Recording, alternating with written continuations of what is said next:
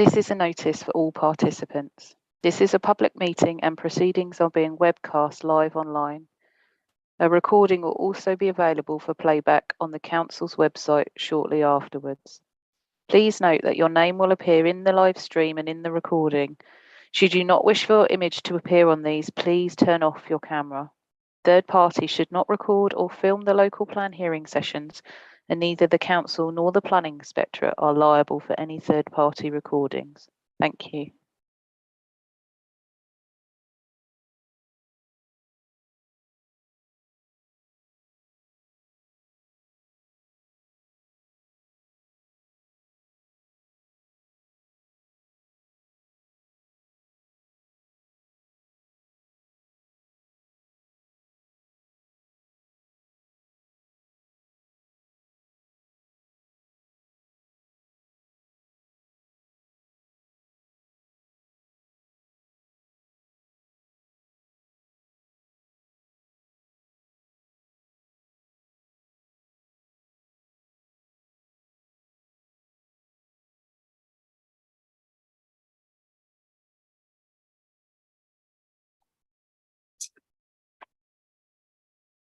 Okay, good morning everybody. It's 10 o'clock, so it's time to resume the hearing sessions as part of the examination of the Tunbridge Wells local plan. First of all, can everyone hear and see me okay? Yeah, excellent, very good. Well, welcome back. For those of you who've had been in attendance at previous sessions, my name is Matthew Birkinshaw, Chartered Town Planner and the Inspector appointed by the Secretary of State to hold the examination. Today we are moving on with the virtual element of the examination. We're continuing to look at the site allocations. I'll very quickly, because I know there's a couple of new names around the virtual table, I will very quickly go through some housekeeping matters with regard to the hearings and the technology. But before I do so, just ask Charlotte Glancy, the Programme Officer, just to turn her camera and microphone on. As people will be aware, Charlotte is the Programme Officer for the examination. So any administrative queries, questions about the hearings, participation, documents, web links, etc., please do speak to Charlotte. But at this stage, Charlotte, anything from yourself that anybody needs to be aware of? No, not at this stage, no. Very good, thank you very much. Okay, so as we did last week, we're going to be holding the hearings virtually using Zoom this week. So last week was always scheduled to be in the town hall, but unfortunately, due to positive COVID cases, we had to move to the virtual elements.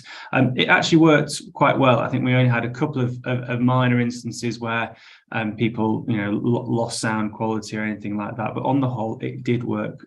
It did work well, and I was able to see and hear everybody. So I'll very quickly explain to those of you, and again, apologies for those who've been at other hearing sessions or may have used Zoom extensively for these sort of things, but just mindful that other people may not have done. So I'll very quickly run through how it works. So if everybody can keep their cameras and their microphones turned off, with the exception of myself and the council, what I'll do is there's no agenda for today's session, so we'll go through the matters, issues and questions for the relevant site allocations. As I've done before, I'll probably lead the discussion. I'll ask some questions of the council, and if participants wish to engage in discussion, which they're more than welcome to do so, if you use the raise hand function within Zoom. Now, different people may have it in different locations, but I've got mine at the bottom of the screen. So go along the bottom, I've got the sort of mute and start video buttons, and then under reactions, I've got a raise hand function, so I can do that, raise hand, and then lower it again. So if you do wish to speak, please use the raise hand function. I can see everybody on a separate screen. So I've got all the documents available, and I've got everybody on a separate screen as well, so I can see when people wish to raise their hand. And at that stage, I'll invite you to speak. If it's the first time that you've spoken at the examination, or in particular this week, if I could just ask you to introduce yourself. We won't go around the sort of virtual table, but if I can ask people to introduce themselves, let me know who you are. If you're acting on behalf of a particular client or landowner, that'd be much appreciated. And as we've done with other hearings, really, the hearings are an opportunity to allow participants to put their points across. So we'll go through the matters, issues and questions for the sites we've got on the agenda today. But I would say if people have got other representations or points they wish to put across, please do let me know. This is obviously an opportunity for you to do that. What I would just say with participation at the hearings, more than happy for people to participate in the debate and in the discussion and make points, but please do stick to the points that you've made in your representations. So it's not an opportunity to introduce any new substantive points that nobody's had an opportunity to see or hear before. As with the hearings in the room, we'll take short breaks. So we'll take a break mid-morning, and we'll aim to finish around 1 o'clock for lunch, which I'm sure we'll be able to do. Mindful that the weather is warm and people are looking at screens for long periods of time. We may take shorter breaks. And likewise, if people have got other commitments, etc., and they think, well, I'd quite like to talk about site A or site B, but I have other commitments, I'll need to leave at any stage. If you could let the programme officer know outside of the hearing or at break, and we can rejig the agenda around to suit. So that's a very quick introduction and summary of the hearings, mindful that I think the majority of people have probably attended hearings as part of this examination already. Anything from the council before we get going? Yes, so we've got a slight technology problem here. Okay. I see some people running around behind me from time to time. We need about 5 minutes, please, so I can get all my witnesses properly organised. Okay, do you want to take a quick break? Do you mind, sir? 5 minutes should be ample. That's fine. Well, that was me saying that the technology works fine, and we didn't have any problems last week, and it all works absolutely fine. And a new week and technology problems. That's absolutely fine. What should we say? Obviously, we'll give the council. Should we say 10 minutes? 10:15 will be fine. Yeah. Okay. So we'll take a very short adjournment, but just let the council sort the technology out, and we'll resume. Very grateful. Thank you. 10:15. Thank you.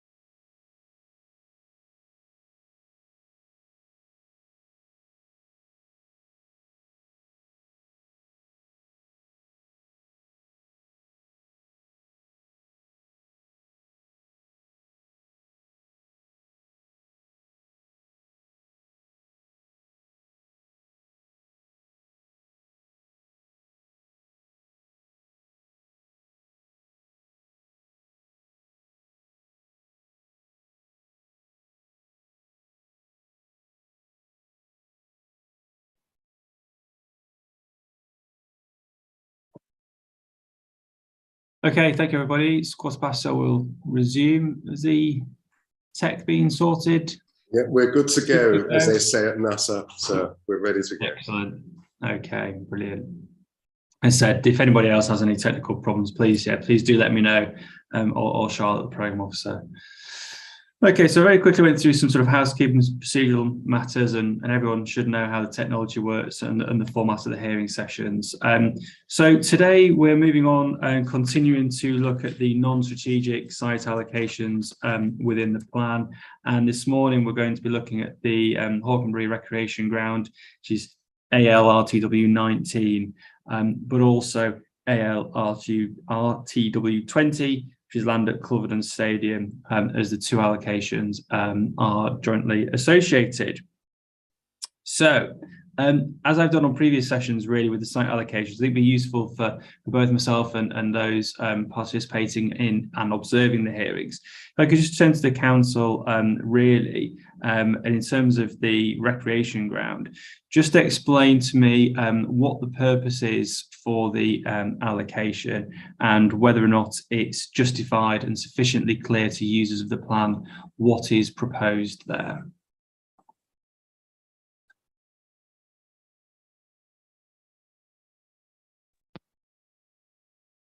Yep. Good morning. Sharon Evans from Tunbridge Wells Borough Council.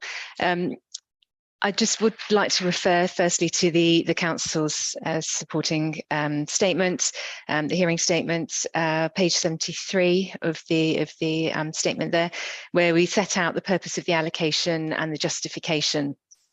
And I think to summarise, the policy AL-RTW 19, as we set out, allocates the land for new Stadia Sports Hub.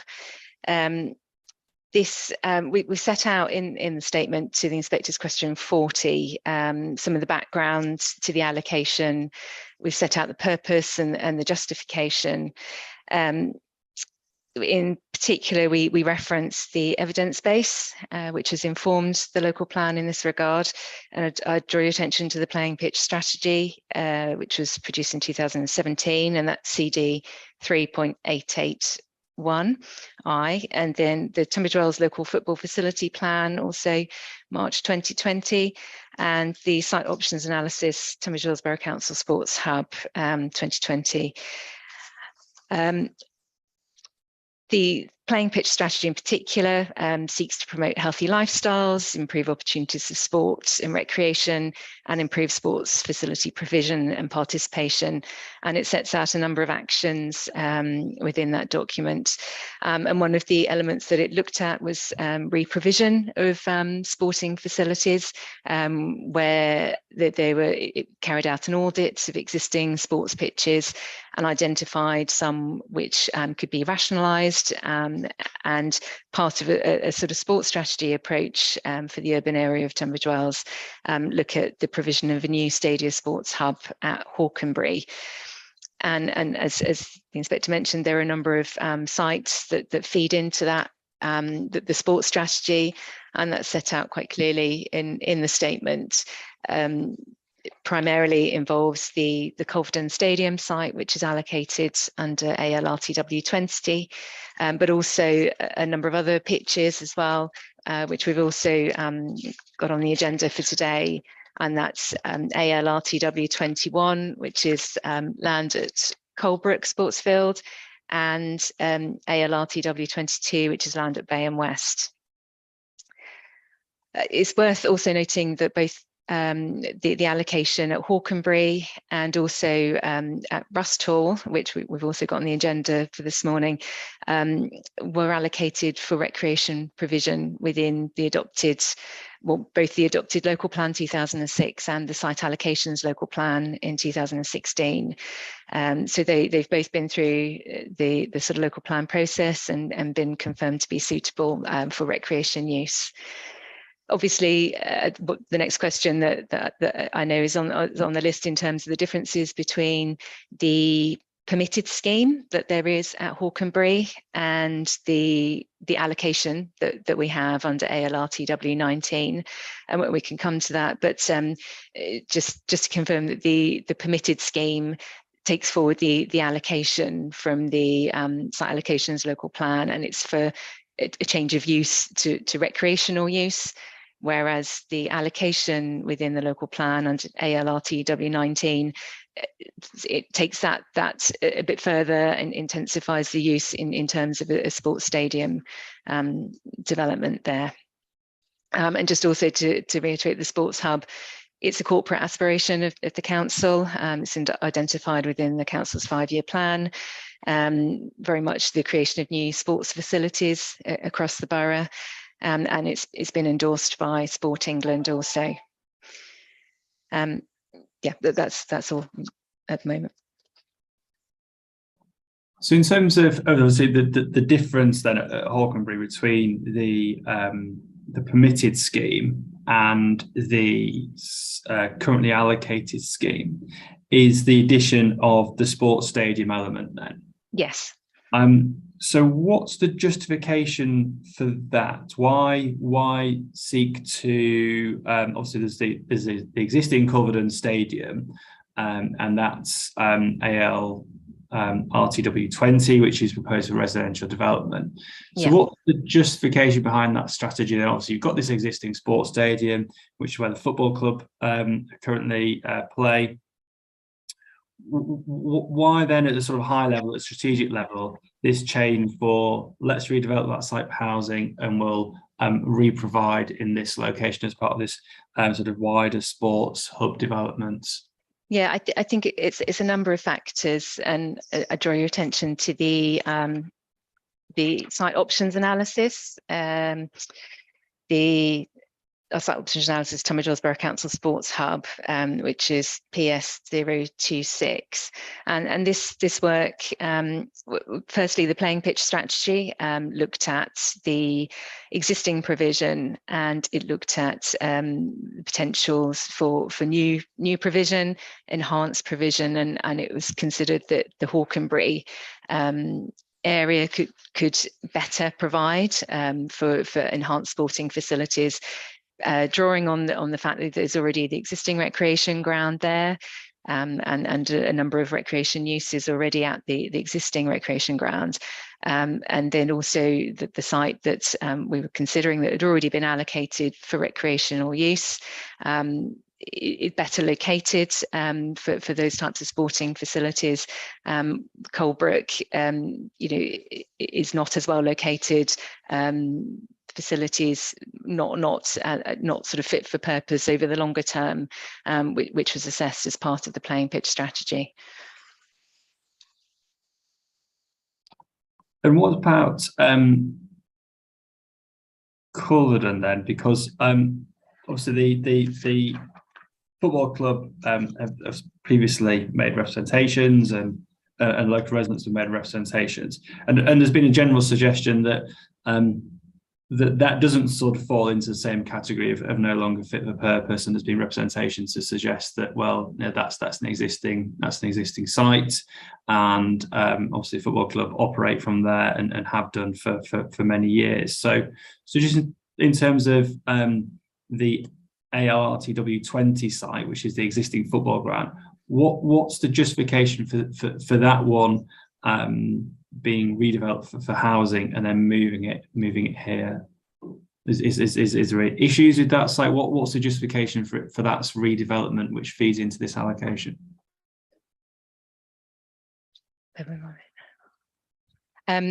The existing football stadium, as you can see, is within a large largely residential area. It's considered that it would be appropriate for residential use as part of the overall strategy. As I said, the Hawkenberry location is seen as a better location for sports facility. It's well located and accessible, and building on those existing uses as a sports hub to serve the urban area.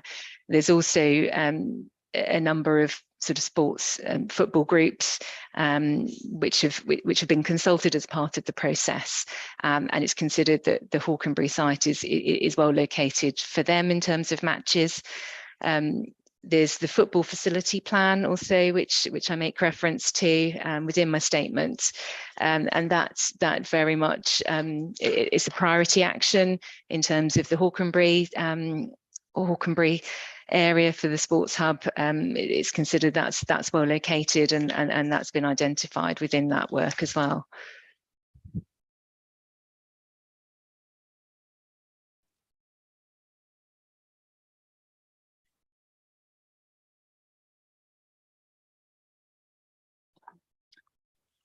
And in terms of the existing allocation there, and I know that we'll come on to talk about this in some greater detail. And I know obviously Turley, I think here on behalf of Bellway have made representations, and I've seen their hearing statement as well. And we'll get on to some of the sort of the land ownership issues. But in terms of the existing planning permission, and I know that that's been sort of reapplied and approved, and the existing allocation, you said that was obviously in the 2006 local plan. It was then in the latest site allocations plan. Obviously that's been now within development plans for some time. So why has that site not come forward, and why is the council continuing to seek to allocate this site? Okay, as I said, it was in the 2006 local plan. It was reviewed when we carried out the site allocations local plan. Planning permission was granted originally in 2017 for the change of use for recreational use in that location, and then that was a further application to renew that was in 2021. So it's fairly recent that the planning permission has been sort of granted. The council of sort of reviewing options, and it's still the intention very much that it's a good site, and it will be pursued. It just hasn't come forward at this point in time, but it's still very much sort of a corporate priority, and considered to be a good location for sporting facilities to meet the need of the growing population and the growth identified in the local plan. So why hasn't it come forward? It's been within a local plan since 2006. Why has it not come forward, and why do you think that it will do in this local plan? So is the allocation effective? Is it going to be deliverable, given that it's been within two local plans and hasn't delivered? It's now seeking, obviously, a different purpose, but nonetheless, it still hasn't come forward. So what are the main reasons why it hasn't come forward? I think obviously the council's reviewed the evidence base, and I think the updated work through the playing pitch strategy has looked again at the whole sport provision across the borough. So that was appropriate to do that at that time to inform the local plan. We've reviewed the existing sports sites and reconfirmed the approach for Hawkenberry, and I think now is it's the time now to take that forward. It's identified within the infrastructure delivery plan. There's now a very sort of solid evidence base behind that, looking at the sites and the appropriateness of it. There's been some initial pre-application discussions with both the local authority and with Kent Highways as well, to bring forward that and business case worked up. And further detail. Sport England are now, they're very much supportive of the approach and have been involved in the process, as well as other sort of steering groups. We've looked at how the site could come forward.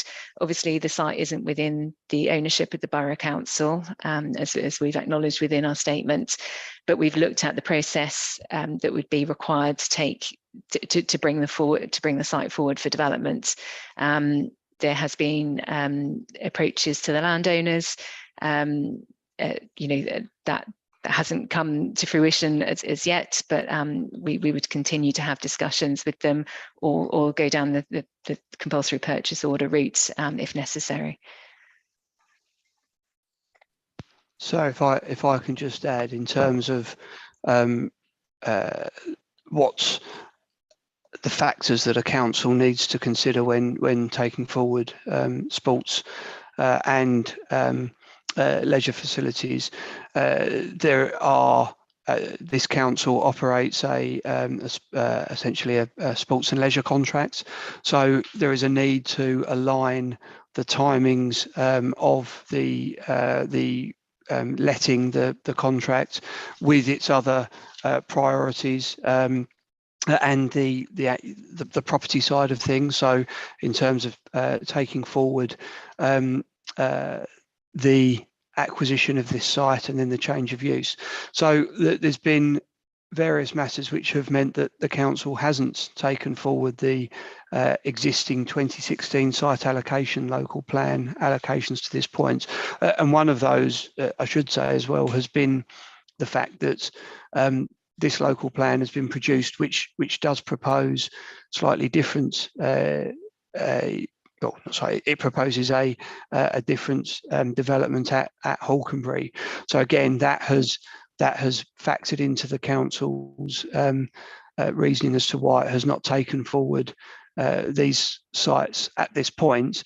As Mrs. Evans has set out, the council is now in a position that, having had the evidence base, having looked at the timescales, the mechanisms to deliver this site and indeed the redevelopment of the other sites, it is now in a position that it would move forward in relation to these points. Corporately, there is a working group that has been,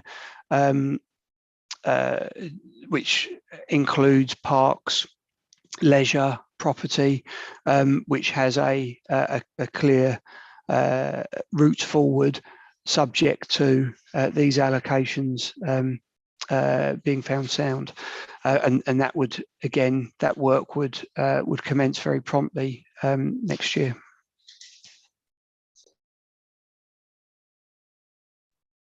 And just before I sort of open this discussion up, we'll sort of stick with the sort of the principle of it to start with before we get drawn into any of the detail. But at a sort of strategic level again, how are these sites going? Well, how's this site going to be delivered when taking into account, obviously, the Culverden Stadium is an existing sports provision. And presumably the council would have to, tie the two together and link the two together, so there was no actual existing loss. Bearing in mind, obviously, the football club are there and playing from there. So how just talk to me about how is it all going to work together? How the sort of different pieces of the jigsaw are going to come together to actually deliver the Hawkenberry plans? So if I'll start, and Mrs. Evans, I'm sure will add to it. So in terms of the taking forward the provision at Hawkenberry, because that really is the key element to releasing Culverden and for the provision of some of the other sites as well. The council recognises the quality of the provision at the Culverden, both the pitch and facilities there. And the council, as Mrs. Evans has set out, is clear, and the playing pitch strategy, etc., sets out the council's intentions for enhance and improve sports facilities within the borough. And I think that's a really key point to that. And the opportunities which are presented through co-location of a stadia with other facilities to it. So in terms of then taking this forward, the council has given considerable thought to the mechanisms as to how this would be delivered, particularly mindful of the requirements set out regarding the requirements in the other policies that they should not be redeveloped until the stadium at the stadium and other facilities at Hawkenberry are provided. So essentially, it is those other policies that have a requirement in them that sets out that there should not be the loss of those facilities, including the stadium, until alternatives are provided. What that means is that there would be in practical terms, with some of the funding for the stadium and other facilities to be provided through the redevelopment of the existing sites. In reality, the council knows that it will have to forward fund the provision of the stadium. The council has, and this is where I go back to the points about the corporates side of things. The council has access to finances either through its own reserves or through borrowing through the Public Works Loan Board to forward fund that provision, and to then essentially recoup those costs from the redevelopment of the other sites and other sources as well. So it's the requirements in the other policies which mean that there will not be a loss of suitable facilities until suitable replacement ones are provided at Hawkenberry or additionally Rust Hall, which is the other allocation which Mrs. Evans mentioned. So presumably then the council would have to pursue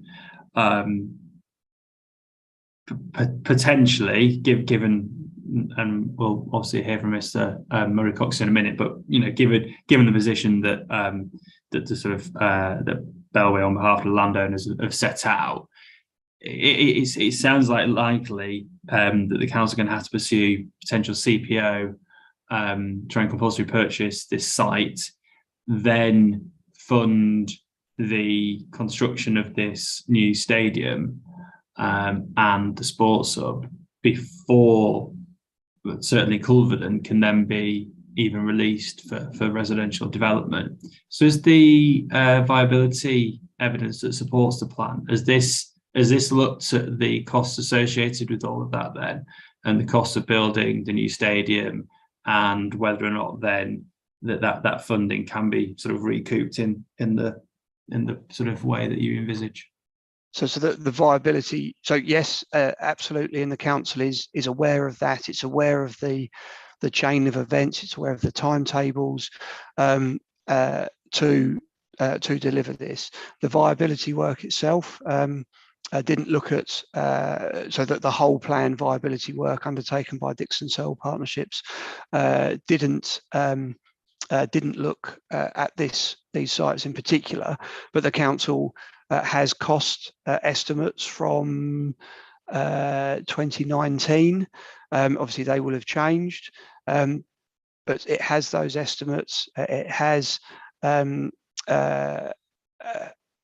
costs or potential returns from other sites. It is aware of the cost of compulsory purchase order. I've mentioned previously about the council's work and pursuit of CPO in relation to another project. It's aware of those timescales and would additionally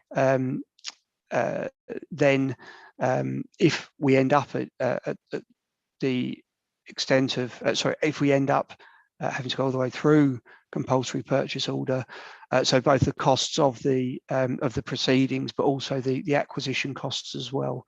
And as I say, there is all of that has been factored in. That information in relation to the costs of the stadium as estimated in 2019 doesn't form part of the evidence base, but so we'd be happy to provide it. Obviously, things will have moved on now. That's a snapshot in time, but yeah, the council does have that information.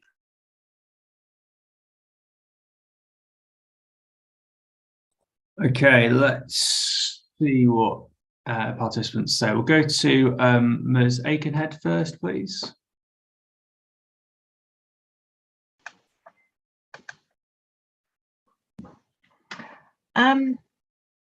So you've got a site here that is right beside one of the very, very few public bridleways that we have in the borough. And you're proposing to build a wonderful new sports facility. And the one thing you're not putting in it is any sort of facility for people to learn to ride, any sort of riding school. We have no riding schools left in Tunbridge Wells now, in the Royal Tunbridge Wells. And you're not even proposing to put a riding route to give us any sort of compensation for the fact that the end of that bridleway is going to be turned effectively into a large road for people to access the sports stadium. So what I would like to ask the council is, where on earth, when you're building these extra 12,000 houses that are all, a proportion of which is going to want to learn to ride, where are you proposing to put any sort of new riding school or new riding facilities in this borough? Because it doesn't seem that you have any intention whatsoever to do it.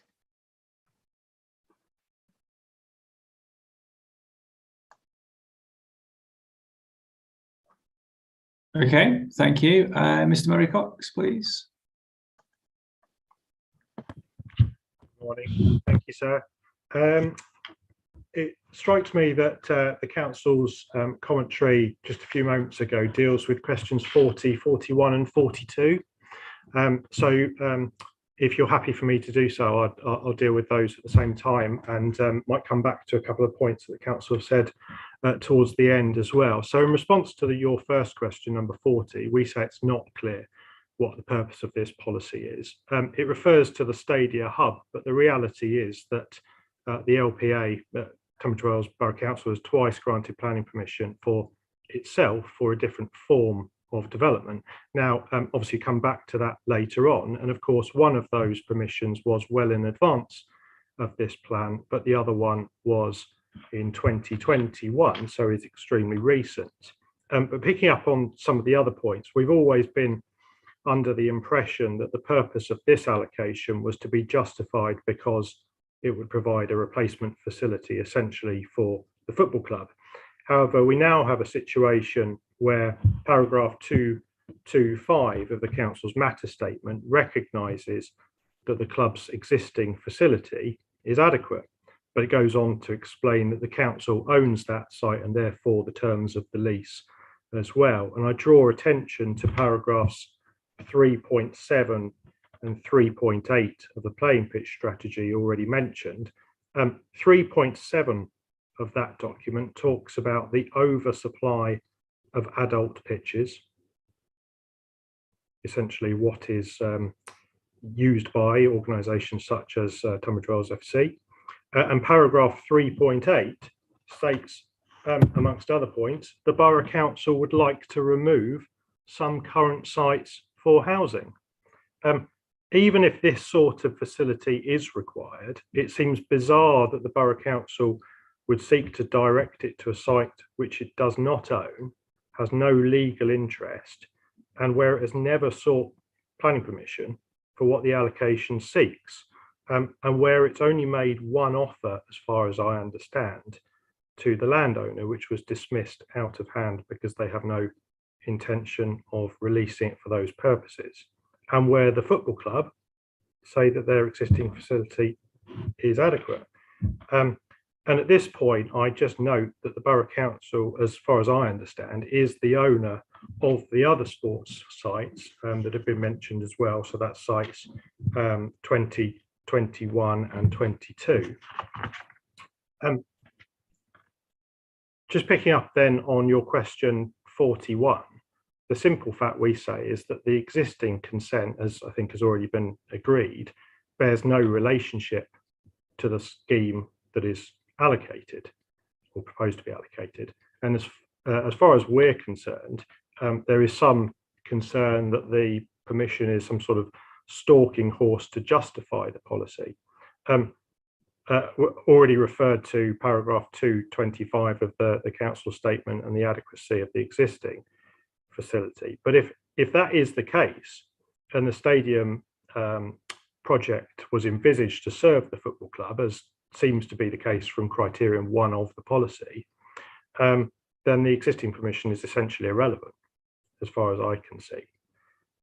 Fundamentally, a different scheme has to be granted consent in order for the football club site to be released, as you've already acknowledged.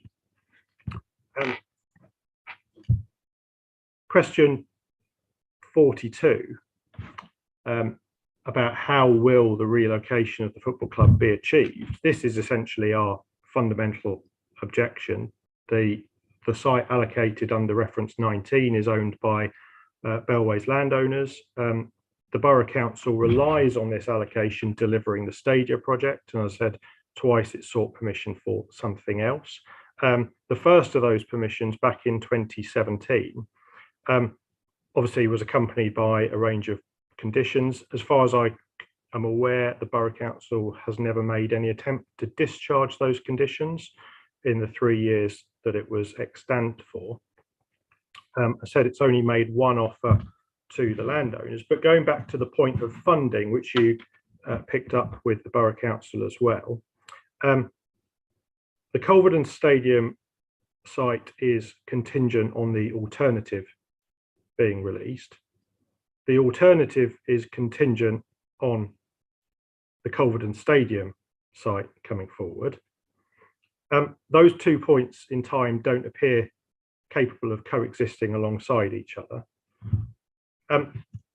I then pick up the point that it's clear from the council's own infrastructure funding evidence in the core documents that the cost of the allocation 19 proposal, the stadium project, is unknown.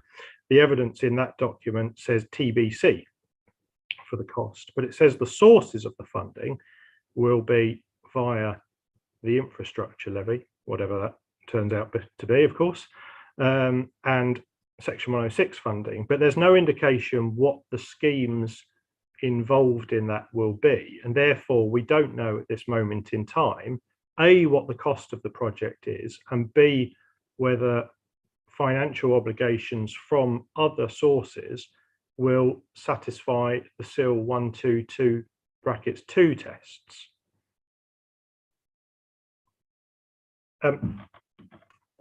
Just picking up on a couple of points that you raised with the council, you asked about the justification for redeveloping the Culverden Stadium site.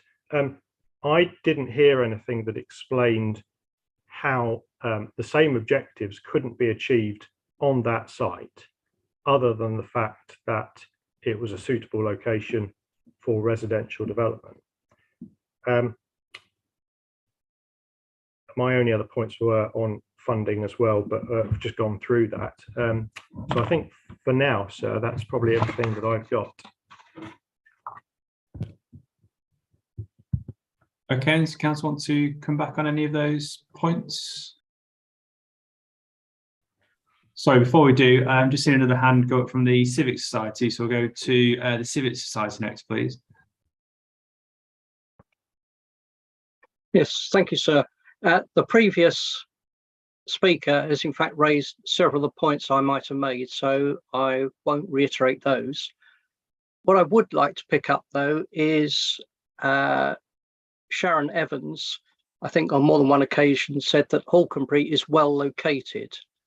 I would like you to seek a justification for that, because I would suggest that it's at the southwest corner of the town. It's not that easy to approach the railway station, bus stations, bus services are really not very good. People will go by car, and even the supporting document they put in about well, in the main document, they put in that there will be cycle paths, footpaths, and even for horses. And the supporting document that set out the footpaths and cycle paths clearly did not demonstrate how you would actually get to the Hawkenberry recreation ground. So I would like to hear a justification that this place is well located. And my final point is that at this stage anyway, I'm not convinced that all these 10 or so sports fields, the actual pitches, are really necessary. I'm not aware of football clubs queuing up to, oh, can we come and use this stadium? They've essentially, with the possible exception of Bayham, who may be losing their site, all the others have got a site and are quite clearly going to, thank you very much, we'll stay where we are, where we've got our catchment. Thank you, sir.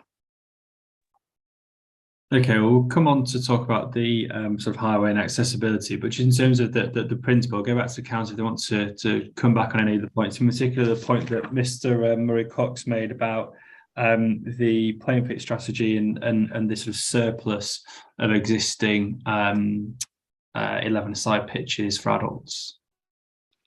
So, thank you, sir. So I'll provide some commentary, and I'm sure Mrs. Evans will add to that. So I think the first point to address is the issue of the two previous consents which have been granted. They are in line with the 2016 site allocations local plan. They are not and do not set out any proposals in relation to the allocation which is set out at ALRTW 19. They are consents that relate to the 2016 site allocations local plan. There's no reference to a sports stadium because the 2016 site allocations local plan does not include that.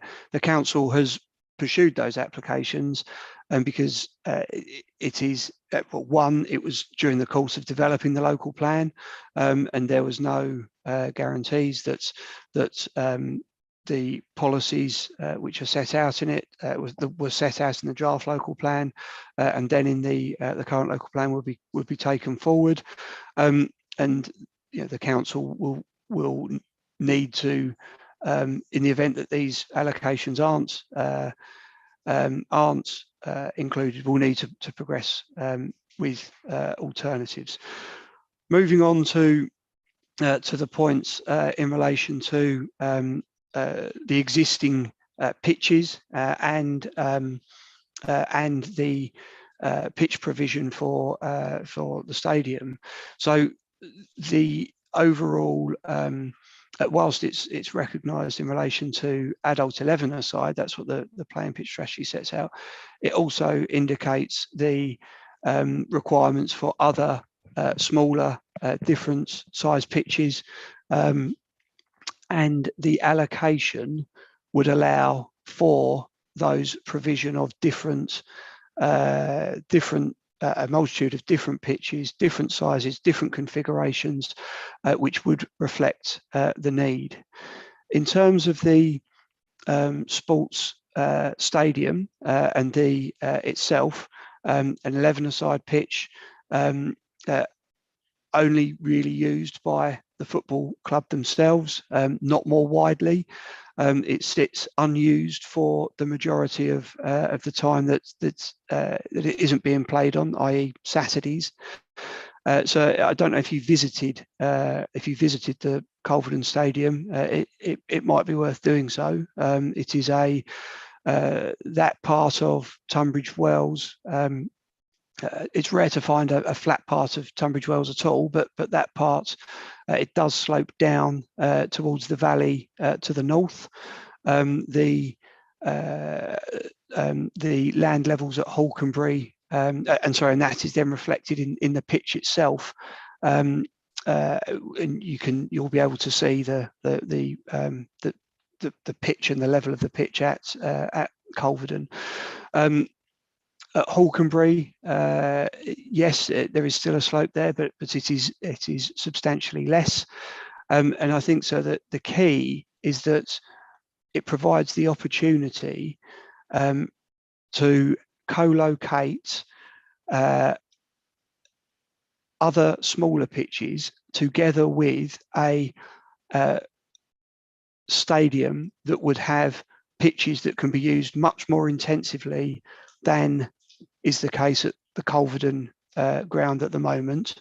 It allows for all of the benefits that occur through that co-location. And additionally, I would point to the options appraisal, which forms part of the evidence base that looked at the opportunities for providing a sports stadium elsewhere and the conclusions of that. So it's a combination of enhanced quality together, both as a stadium itself, together with the having a hub of other pitches in that locality. And so the final point to make in relation to the points that Mr. Murray Cox set out about the funding of it, that the council is aware of the costs. It is aware of the fact that returns from the other sites would not occur until after the construction of the stadium. It's aware of the need to forward fund that, and has looked at the options and would pursue those options to do so. Thank you, sir.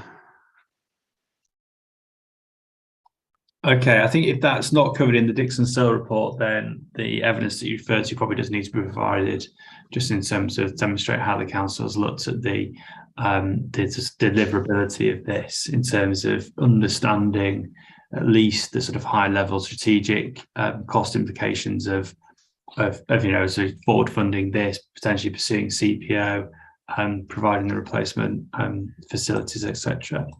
You mentioned there about the Culverden Stadium, obviously used on a Saturday by the football club. I think you said that this would provide an opportunity to sort of have a greater intensity of use. How would that work then? So in terms of the sort of the stadium that would be provided, would that what's the intention? Obviously, Tunbridge Wells Football Club would use it presumably. So in terms of, you said that it provides a greater opportunity for additional use. Who else is likely to use this pitch then, and how would that sort of sit with the football club in terms of their requirements and their use and such like that?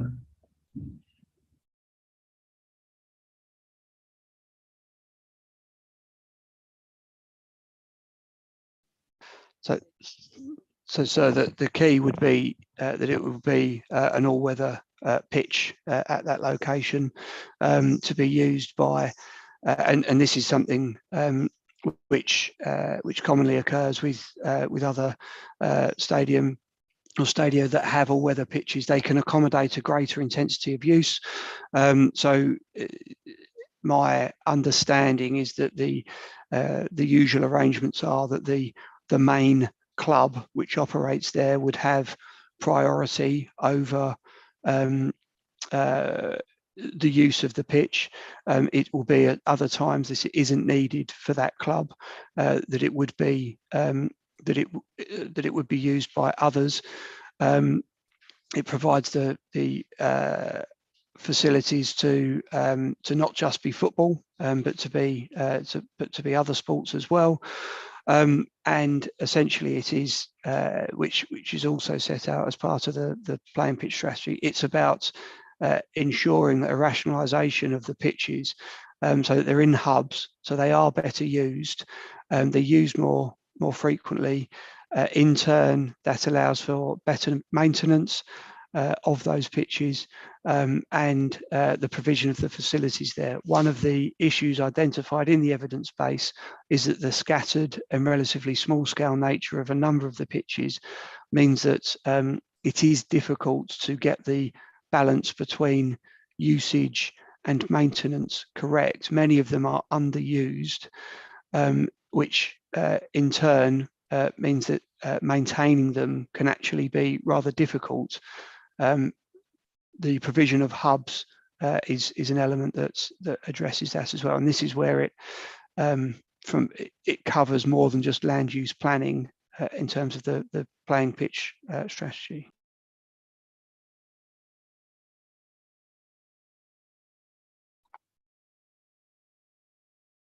Okay, we'll move on. So I want to start to look at some of the detail around this. As I said, we'll go through the matters, issues and questions, and we talked about obviously the purpose of the allocation, justification, how it differs from the approved scheme, and start to understand how the relocation of the existing football club would be achieved. The next two questions, 43 and 44, were about the greenbelt boundary and landscaping impacts, but I want to come back to those. So I want to start to explore next a point that the Civic Society made, I believe, about accessibility. So this is really around sort of questions 45 and 46 within the matters, issues and questions. So as part of the local plan then, there's a reference to localised widening and highway improvements. So in terms of the actual accessibility of this site and this scheme, within the approved scheme, obviously planning permission has been granted, and we've heard how that was a different scheme from the one that's been proposed, and the key is the stadium element then. So how has the council considered the sort of suitability of the location in terms of Highwoods Lane in particular, with regard to this sort of additional element then, this stadium element, obviously greater numbers of people coming on a match day, fans for the local team and away fans, coaches potentially, etc. So how has the council considered the suitability of Highwoods Lane to accommodate that sort of scale of use?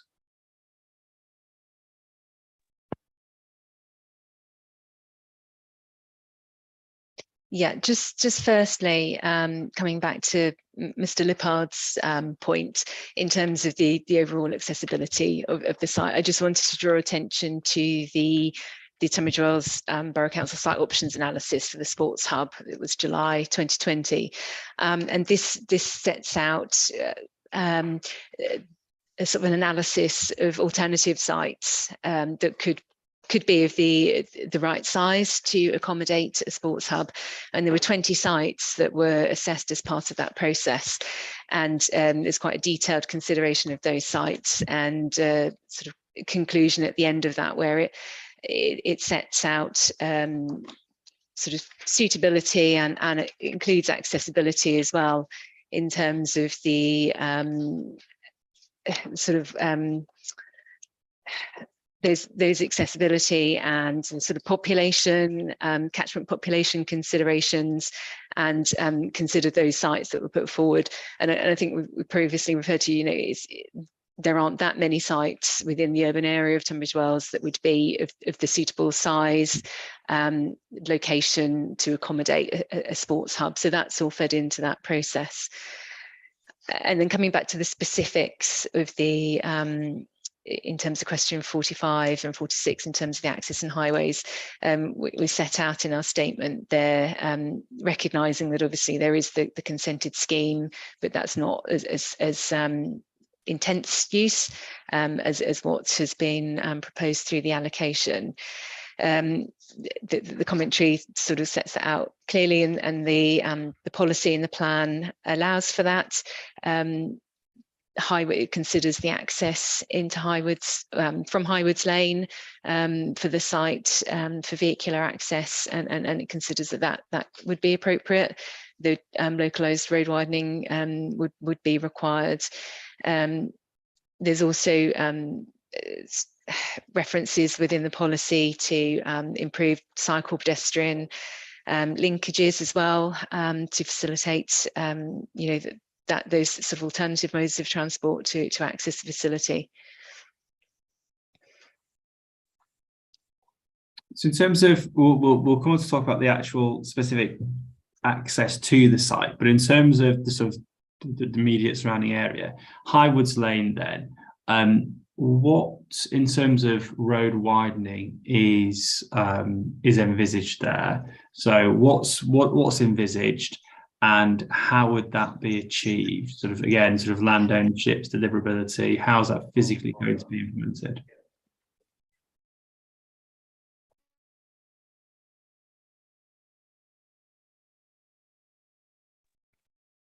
Yeah, it would only be very localized road widening within the site, rather than full scale road widening of that lane. So what are we talking about then? Obviously, Highwoods Lane, it comes down. It's obviously I've been down there and obviously had a look. So the Kent County Council said that there needs to be some road widening, but is it clear where that actually is going to take place? And then obviously alluded to that is, well, who owns the necessary land where the road needs to be widened? Again, how's that going to be implemented? How's it going to be achieved?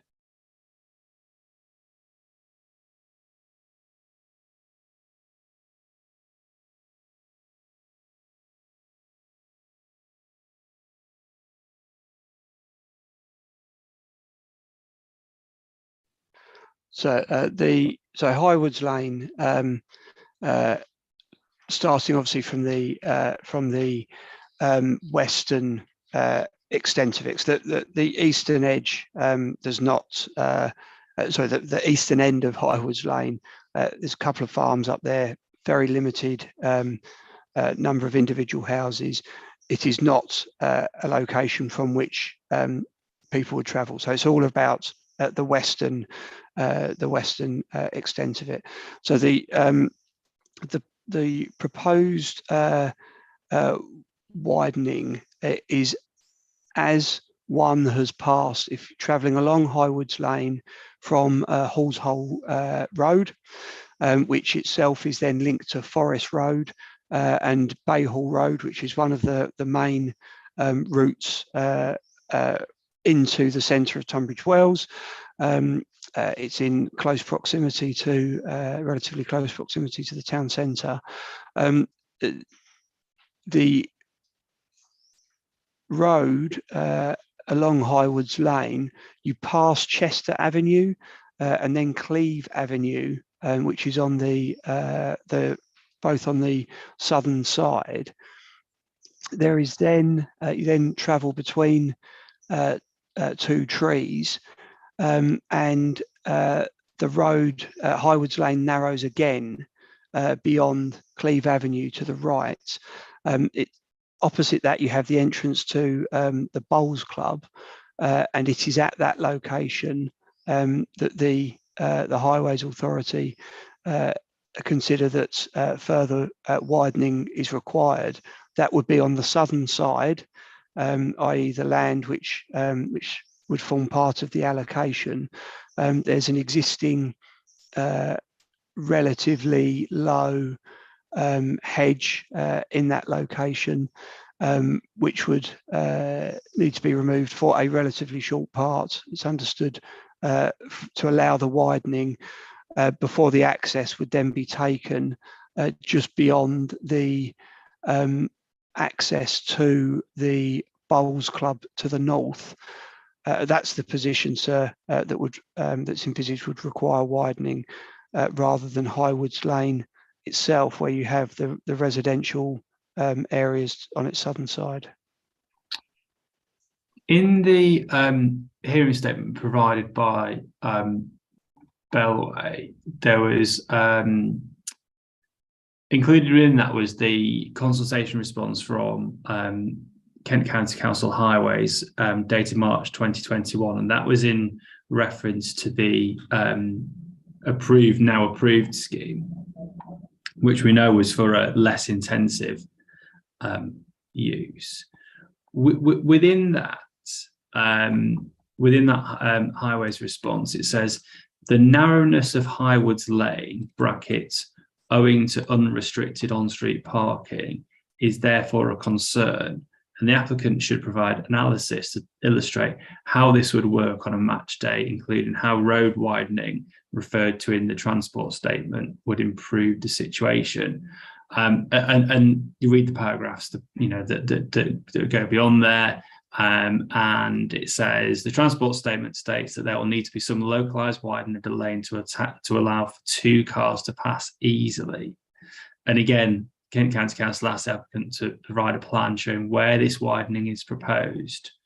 It says, ideally, the whole length of High Woods Lane should be safety audited based on the proposed changes to the road width and increase in traffic along here. So obviously I read the representations from Bellway and the previous comments from Kent County Council. That seems to suggest there'd be some quite more fundamental road widening that would be required along High Woods Lane to allow 2 vehicles to pass one another. Obviously, being down there, and yeah, there is on-street parking, there's the allotments, so I presume it's potentially a mix of residents and allotment holders and visitors. So where's the evidence that looks at High Wood Lane in particular and the extent of road widening that would be needed? Because it sounds from that it's not just around that immediate access and the bowls, it's actually further along High Woods Lane, and that would sort of seem to match up with obviously representations and sort of what I've seen on site as well, that there are cars that park down there on street. The road does narrow. So where's the sort of council looked at this in particular?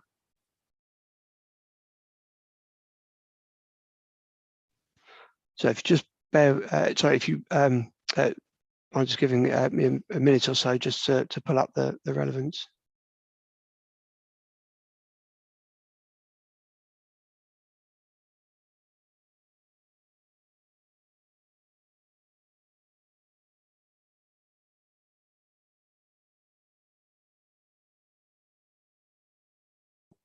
Just ask the council looking for the relevant documents. Anybody, any sort of comments at this stage, just about, again, sort of started as a more strategic scale and working our way down, but just in particular of High Woods Lane. Anybody, any particular comments they want to raise at this stage that sort of I've not already been through with the council? Mr. Murray Cox, I know this is obviously something that you've made representations about. Sorry, so I was just trying to get the IT to work. Yeah, we've made the point about High Woods Lane and the previous application. In our statement, you've picked up exactly the points that we have as well. There are points to pick up possibly under other questions about the A and B, for example, Greenbelt and so on. No doubt we'll come to those. If I can, so at this point, it might just be worth saying, I think the 2021 application was one of the most bizarre applications I've seen for a long time, and I don't say that just for effect. I can't say I've ever seen an application like this which has been determined without the resolution of these outstanding points, and I never saw anything before the application went to committee which resolved the county's queries. But just teeing up the point for other questions, there were, as far as I'm aware, no documents which assessed the impact on things like the A and B. It seemed to be extremely light on materials that would normally be required for validation purposes.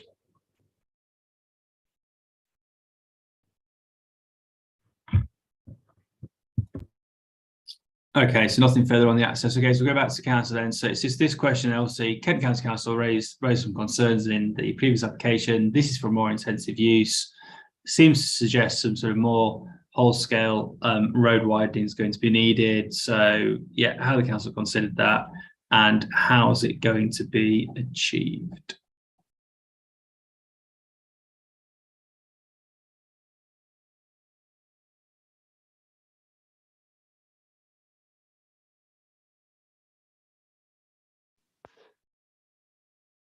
So my apologies. I'm looking for the for the information which we have around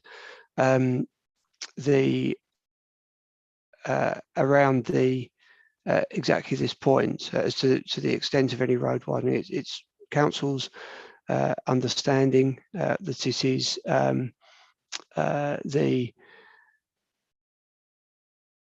the particular locality is immediately on that narrower section of the lane itself, but taking account of the other points and being mindful of the extent of highways land. This was a site which I've mentioned previously that we discussed with KCC Highways through the workshops, through the Sheila, which through the preparation of the Sheila to understand the implications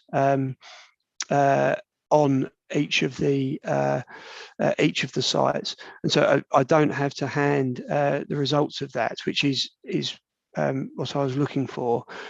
But we can provide that as a note to address this point.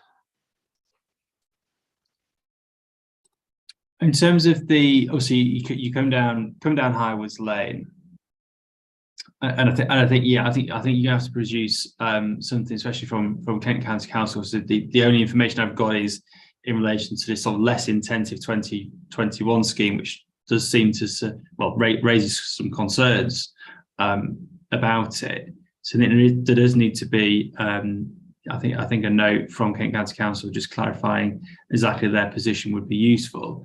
But in terms of obviously moving down Highwoods Lane, then in terms of further road widening that you've referred to, you get to the bottom of Highwoods Lane and the road narrows, and like I said, there's the access goes through some existing trees, and then is it the Bowls Club that's on the left hand side?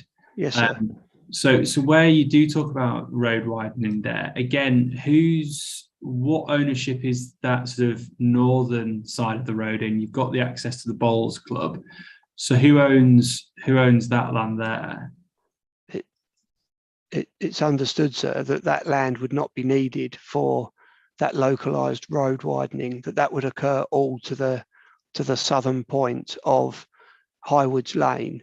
Highwoods Lane in that point would then be, so rather than it being widened to north and south, the understanding that the council has from its discussions with KCC is that it would be widened through essentially reducing removing the hedgerow on the southern side of that highway, southern side of that lane, so it would be widened there rather than by taking land to the north or needing to widen it land to the north, which is understood is owned by the landowner, to which on which Bellway have an option as well. Okay, so there's a tree there, isn't it? So one of those trees presumably would have to sort of come out, and like I said, there's an area of hedgerow, so that would have to be sort of reconfigured to allow two-way vehicle movements. Yeah. Okay. Yeah. Yes, sir. And so that the point the other point to relay is that there will be obviously on-site parking for the facility. So people would not be parking on Highwoods Lane itself in attendance at the facility. But we will provide that information in relation to the part of Highwoods Lane to the west of those trees, which is where I understand your question relates. And in terms of car parking then, so how many car parking spaces does the approved scheme have? And then how many car parking spaces? And again, obviously it doesn't have the sports stadium. So has the council then looked? You've got the approved scheme with some car parking. How many additional spaces then are going to be needed for the sports stadium? And again, is there sufficient space on site to provide these? How's that going to work? So what number of car parking are you going to need? Where is it going to be provided? Okay, drawing on the council statement, to respect to question 46, we've set out a paragraph 265 that the permitted scheme includes provision of 110 car parking spaces in total, and that's including overspill parking. And we appreciate that was a sort of key element of that scheme in terms of that consideration. The exact quantum of parking provision for the allocated the allocation AL RTW 19, we've set that out at paragraph 266.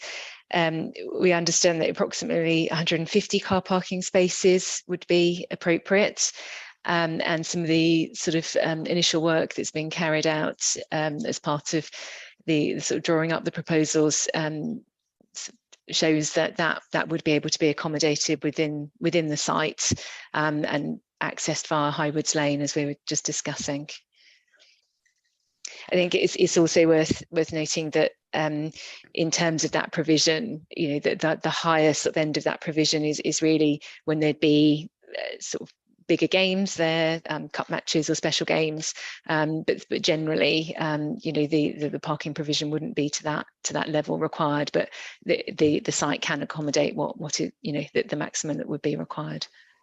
And so, if I could also add that obviously the council has there is the existing Hawkenberry recreation ground, which is located immediately to the south of this site, and that has parking provision there, and parking was indicated in that location previously. So under the consented scheme. So it's a combination of parking on the allocation itself, which is shown at map 19 in terms of the allocation, but the land immediately to the south as well is part of the Hawkenberry, the wider Hawkenberry recreation ground. As I say, includes parking and has scope for additional parking there.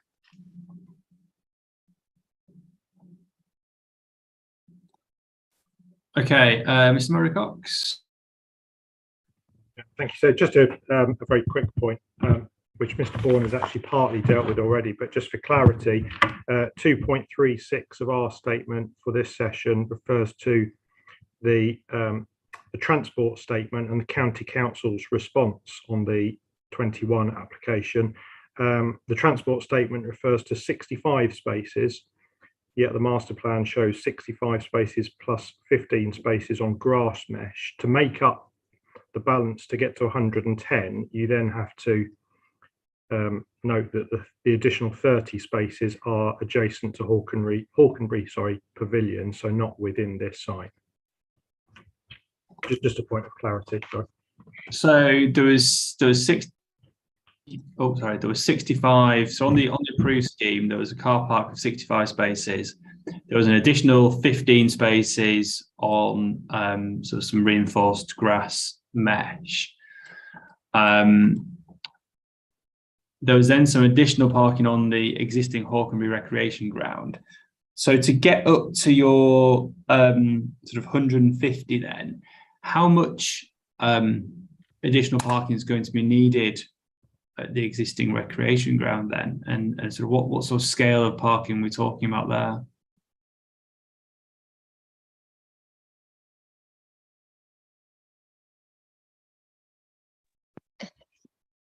Yeah, as Mr. Bourne said, there are existing spaces at the Hawkenberry recreation ground, but it is considered that I think it's around 30 that will be provided there as an additional amount of parking spaces. I think there are a number of other options which has sort of been looked at as well as part of the sort of business case for the Hawkenberry hub, and sort of looking also at the indoor bowling club opposite Highwoods Lane as well, in terms of whether there's potential to use some parking in that location as well.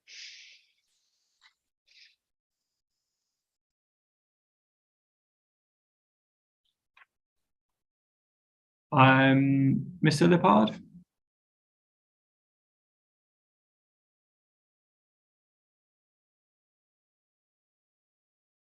Yes, thank you. Really very simple question. Culverden Down, the football club, have had cars parked chock-a-block in their car park, and they're able to use the overflow facility at the nearby Bennett Memorial. Has anyone actually bothered to count how many cars parked there on a big match day?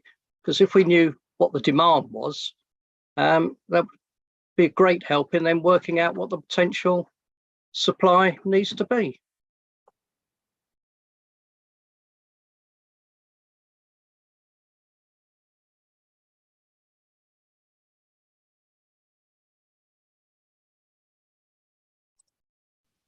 Okay, does Council want to come back on that? So how's this a sort of 150 spaces been determined, then what's that based on?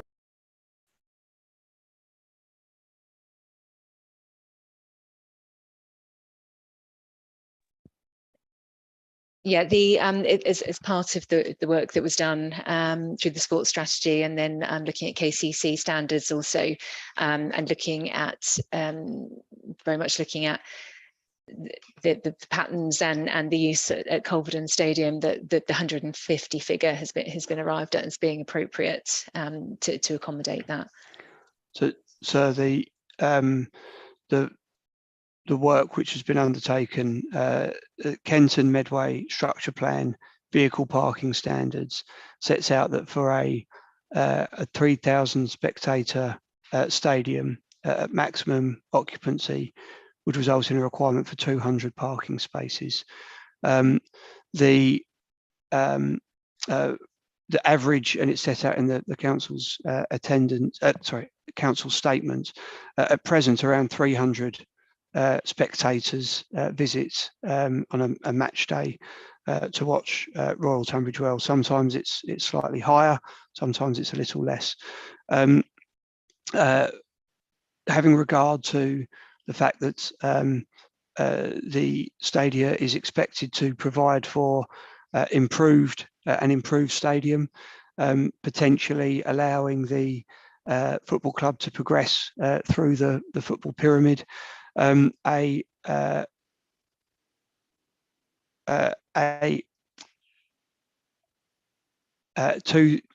2,250 spectators would result in a requirement for 150 spaces. So that's how the figure has been arrived at. And to be clear, the council considers that it would be a combination of on-site provision on the sites indicated in map 19, additional provision as has been described previously on land which the council controls, which is located further to the south. There is the additional potential for the use of the indoor bowling club. There is an unused and overgrown area to the rear. Subject to their agreement, there could be scope for 50 plus vehicle parking. And so on a further, if there were to be particular times of intense pressure, there are existing tarmac hard courts on the hard tennis courts on the council's land to the south, which form part of Hawkenberry Recreation Ground, that can be used, or could potentially have provision made so that they can be used for vehicle overspill parking as well. So in broad terms, it's 150, combination of on-site and land immediately to the south, but there are options for further provision, which again we would consider would be subject to consideration through a detailed planning application. And as the council, obviously, there's the plan that went with the approved scheme. Has the council done any work to look at actually how you sort of going to fit all of this onto this site? So car parking, presumably sort of manoeuvring space for sort of team buses, etc. So as a council, sort of looked at how you're actually going to physically fit all of this on, and can it actually be achieved? Yes, sir, it has.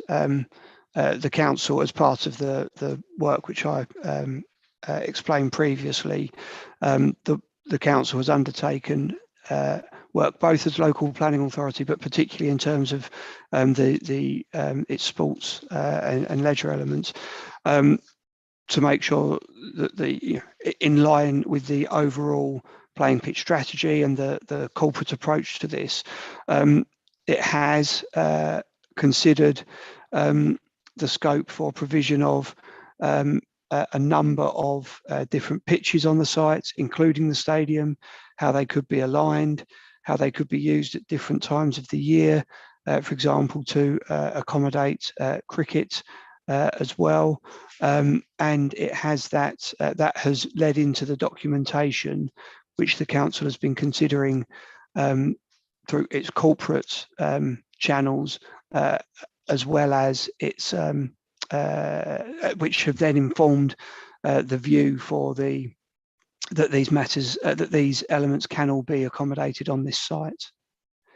And again, that goes back, sir, to the document which Mrs. Evans relayed, referred to, which looked at different options, and some of the other options that were considered around and within Tunbridge Wells were discounted because they could not provide the relevant mix of pitches and other associated elements such as car parking. Is that something that can be provided, even if it's an indicative plan? I'm just mindful we've got plans referred to, but they're from the approved scheme, not the scheme that's actually proposed as part of the local plan. So it may be useful as part of that sort of viability note to, if you could provide, even if it's sort of high level indicative, it just goes to that sort of question of, is there a reasonable prospect that this can actually be achieved on site, giving, car parking, coach parking, changing facilities, pitches, turning, etc., etc. Yes, so it's the council has a business case, which was in 2019, which informed the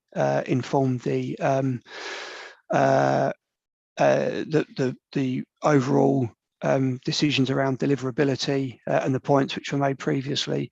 That has been undertaken by consultants whose work has informed other elements of the council's evidence base, and we can provide that as part of the note to you.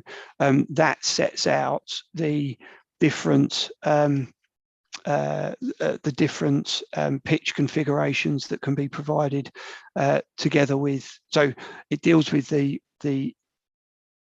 how the different elements can be provided on site. It also provides further information in relation to matters such as parking, deliverability, financing, and how it can operate as well. So whether it is a club operated facility or whether it is a council operated facility that the club essentially are tenants to. So happy to provide that as part of the evidence base.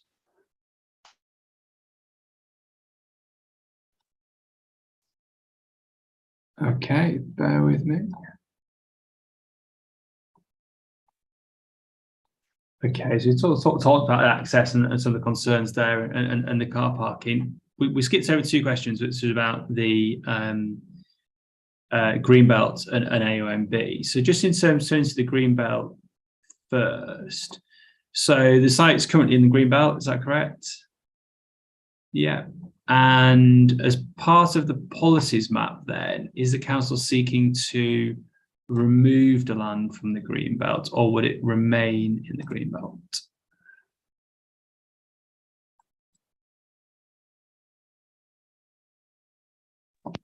So yes, the intention is to remove the site from the green belt.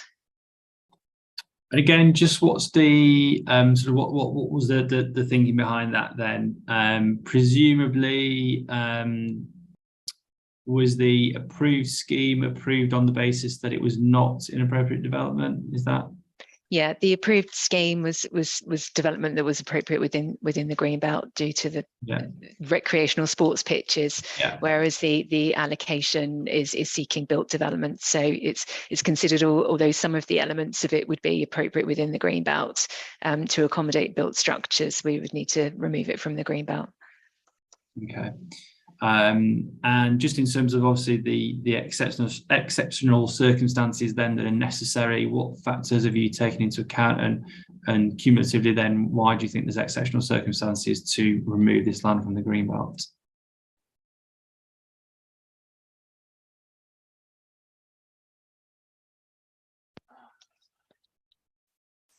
Yeah, it's set out within the council's response to question 43. 43. In terms of the green belt exceptional circumstances, and as we sort of discussed at the sessions last week as well, we make reference to the strategic considerations and then the site-specific considerations also. This one, paragraph 243, it's noted it's sustainable location alongside existing recreational facilities. You know, as we've discussed, there are limited other opportunities to provide this type of recreational facility elsewhere within Royal Tunbridge Wells. And also paragraph 244, we refer to the new Greenbelt boundary being able to follow Highwoods Lane and the edge of Highwoods in accordance with paragraph 143F of the NPPF. Yeah, we set that out clearly. Paragraph 245, it's meeting strategic sport and recreation provision by the way of the new sports hub, and that's sort of clearly supported by the evidence base that we've referred to. And within your hearing statement, I think you suggest there's a suggested change to the supporting text. Yes, I think that's necessary for soundness. Yeah, we considered. Yeah, we thought that would be. It just provides some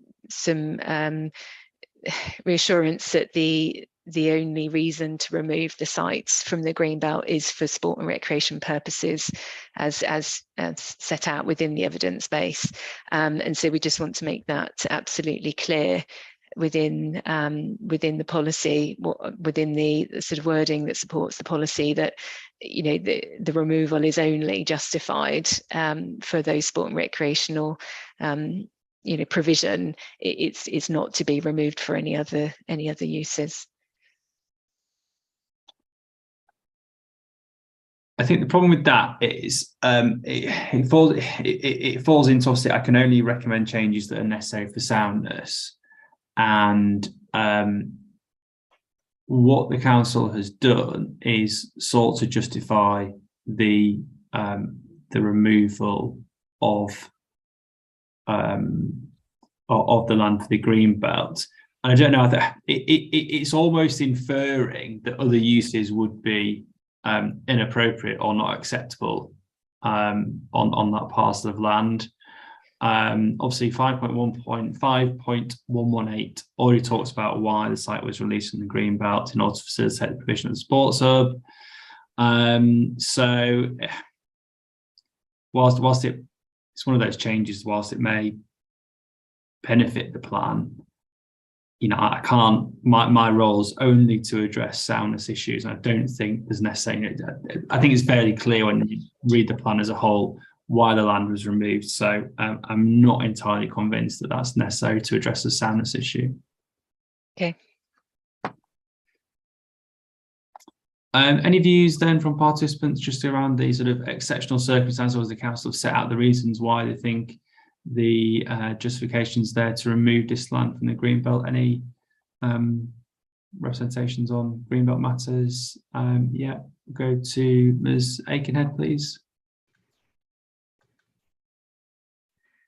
Well, at risk of becoming a cracked record, I'm going to say again, it doesn't improve recreational, it actually worsens recreational facilities for horse riders.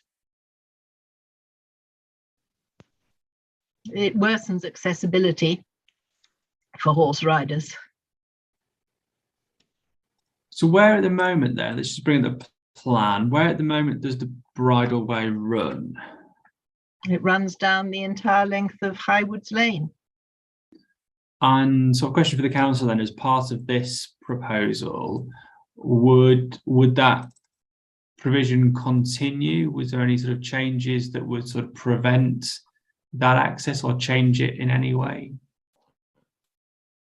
David Scully, Tunbridge Wells Borough Council. Currently, the bridle path doesn't run all the way down. Well, it runs all the way down Highwoods Lane, but there is beyond Highwoods Lane, it continues onto a small section of footpath before then joining another bridleway that goes up to Pembury. And you'll hear more discussion about this when we come on to the Pembury sites. So in many ways, the existing bridle path is sort of contained and has limited access at the far end. And the intention is through the work at Pembury and potentially through this policy as well, that connection can be made.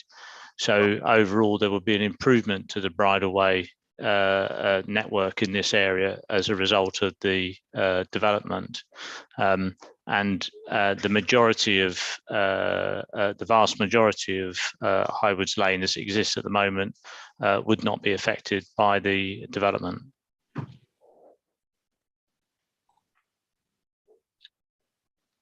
Ms. Aikenhead, do you want to come back on that point?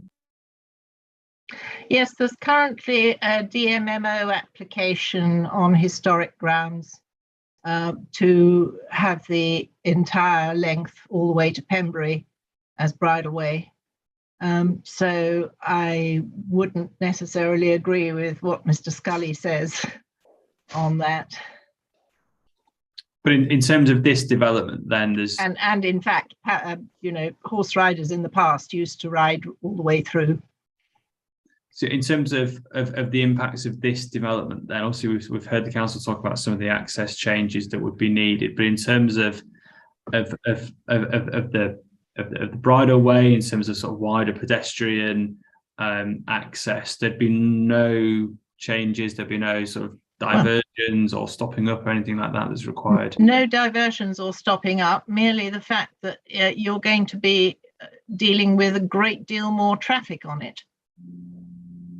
And you know, there's not going to be a separate provision to it, you know, even a verge, so far as I can tell, that horse riders can safely ride on.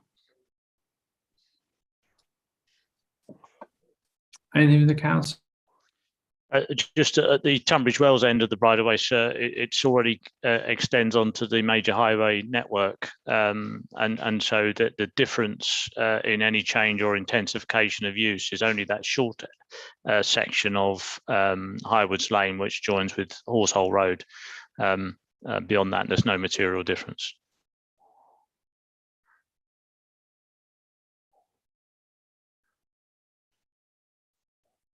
And the policy does, criteria 5 does refer to improving bridleway linkages, and that's what the council is seeking to do, particularly through the development of Pembury. And in relation to the AONB then, so the site is site's within the AONB, is that correct? Correct. Yeah, and so you read the council statement, the council and Natural England have looked at development sites within the AONB, and this is one where you both concluded that it would not be major development in the AONB. Is that right? That is correct, sir. There were some comments or raised by other parties that it could potentially be AONB. a major development, and as we were undertaking the work at that time, on a precautionary basis, we included it within our LVIA work by Hankins & Duckett Associates, which you will have heard mentioned before, and that assessed the site. And that is covered in CD 3.96B, Royal Tunbridge Wells, as site RTW 23.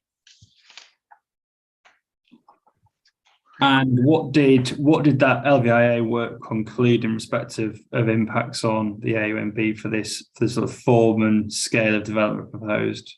It was one of the lower scoring sites included within that assessment, a low to medium impact, depending upon the detailed proposals. And in terms of the policy, we talked about this before in the context of the strategic sites, and I think the council agreed on the strategic sites to certainly look at the wording and those changes. When we talk about changes, what I would suggest to the council is, if we talk about a change, have a look at other policies where the wording is similar. And I think this is probably an example where it's, the policy is requiring full consideration of any impact on the AONB, and I think the policy just needs to be, more directive in what it's trying to do, in terms of, avoiding harm, landscape character. So rather than just considering impacts, just be clear as to what you're actually requiring a development to do, because as submitted, it could be that, okay, well, I've considered my impacts, here you go, here's my consideration. Yes. Well, what do you actually want this development to do?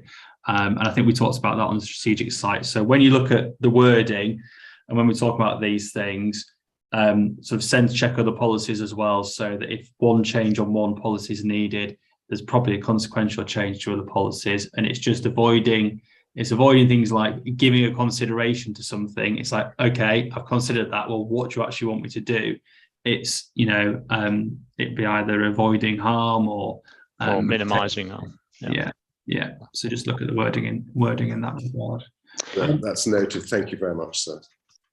Mr. Murray Cox had some comments about the AONB, so I'll bring him in at this stage. Yeah, thank you, sir. I do have some comments which are in our statement, but if it's acceptable to you, just I think there's a question for the council, if that's okay, about what is the stadium that's envisaged here, because obviously we've heard from Mr. Bourne and the council's statement on this matter that capacities are in the region of 300 or so per match, upwards or downwards depending on the circumstances.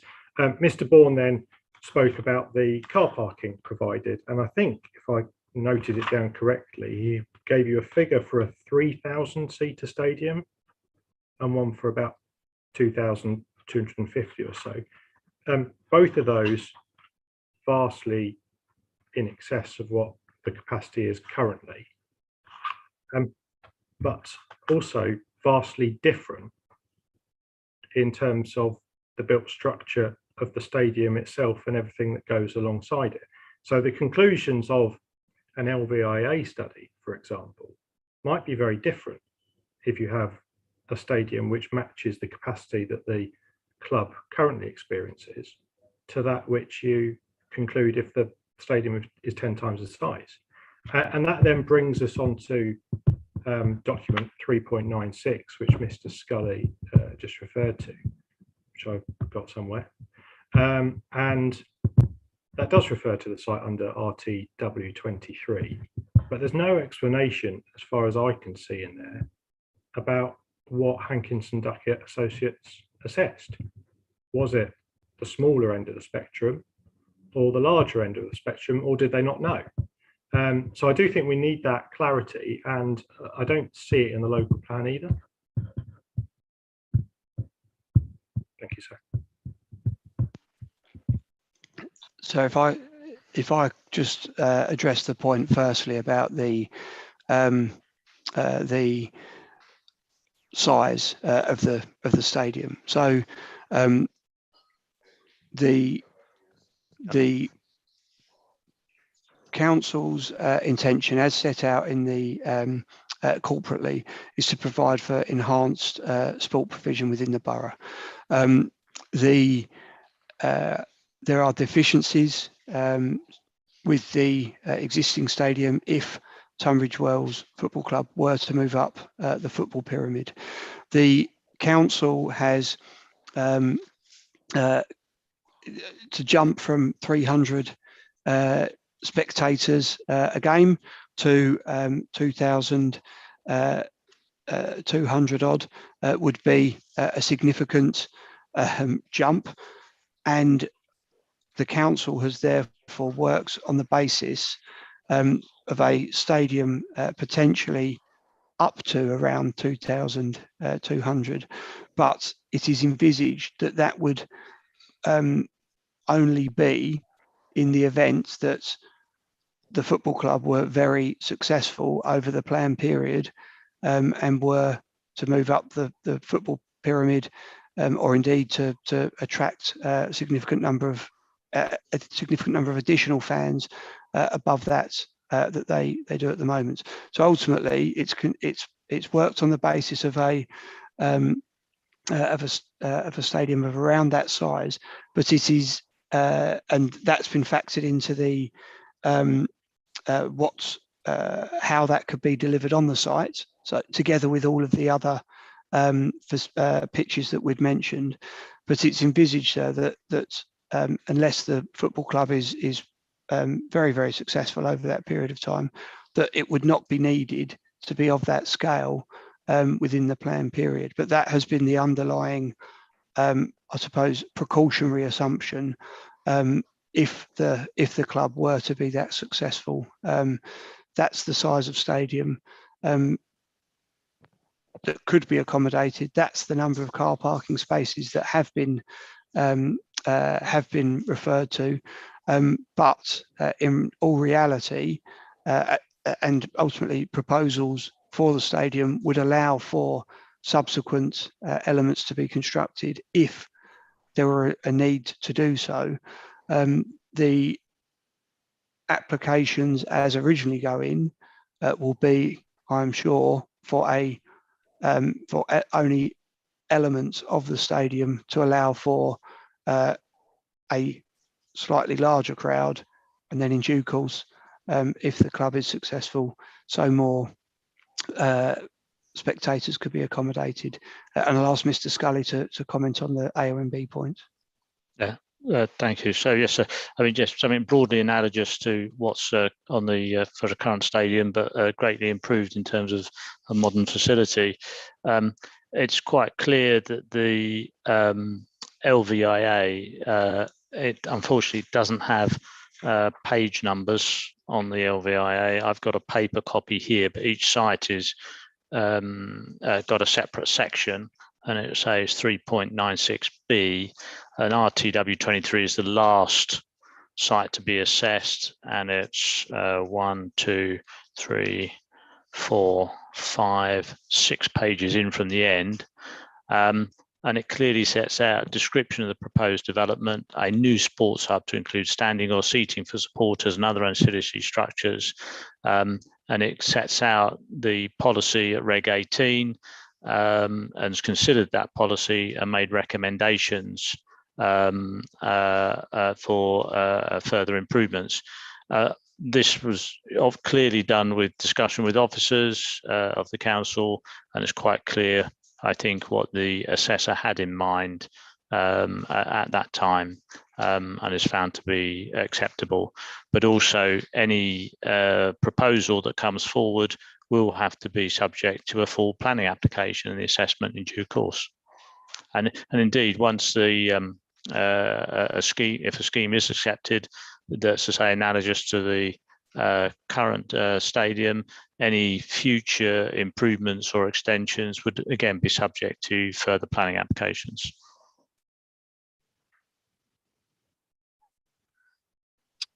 Yeah, so within the LVIA, it talks about potential landscape effects. It says the scale of effects will be intrinsically linked to proposals, and this point that's been made.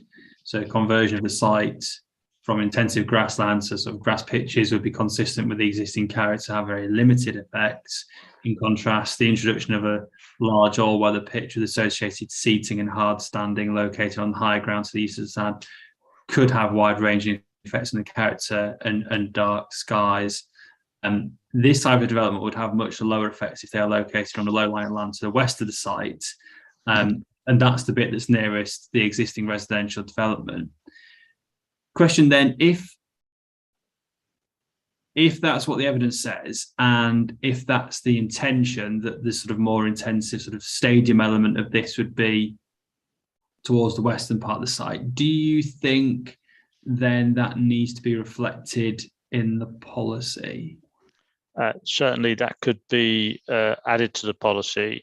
Obviously, I don't think you could be absolutely precise about the location, but certainly we could say located towards the western end where supported by the evidence, the more detailed evidence. I think that would be appropriate and helpful.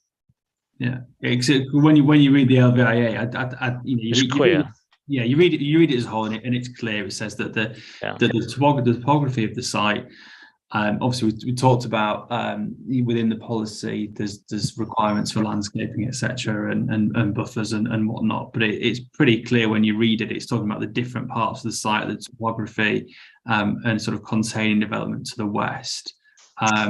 So I think that probably would be clearer to users of the plan. Agreed, it doesn't need to go into very specific details about exactly where it would be, but I think there needs to be that sort of trail through and that sort of continuation of the evidence that's reflected in the policy.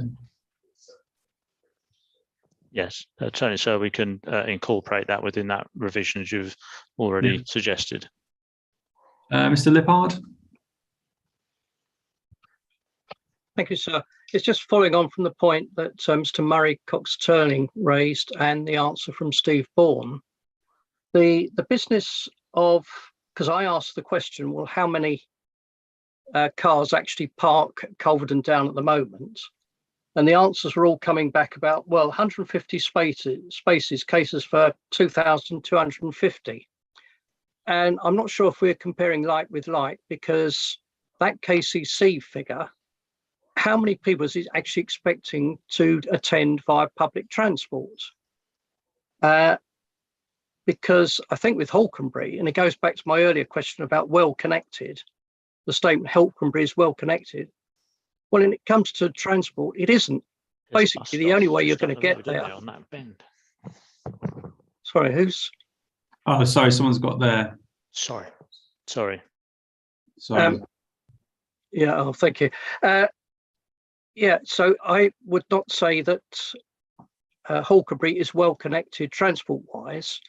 And so if we really had a simple count of how many cars were attending at the moment, and when I spoke to their secretary, he's saying on their important matches, they're getting 500 spectators at the moment. When they got to the final, I'm sure they had more, but that would have been different ground. So I really come back. I'm not sure that going with these top-down analyses from KCC saying this is what you need. I don't think Hawkenberry is a representative or would be a representative site. So in terms of accessibility then by sort of non-car modes, so and again, this is something that I can go look at myself. But in terms of sort of walking, sort of distances, bus routes, how would people living in Royal Tunbridge Wells going to the match? How would they get there then if they weren't going to drive? What are sort of main routes? Walking, cycling, public transport. What options are available?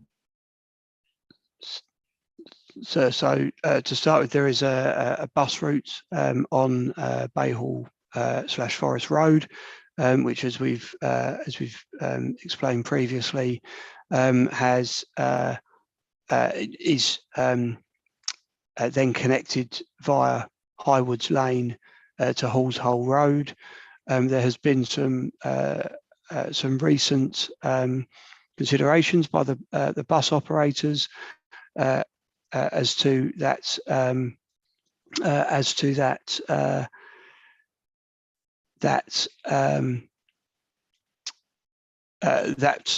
bus operation post-COVID, and it is continuing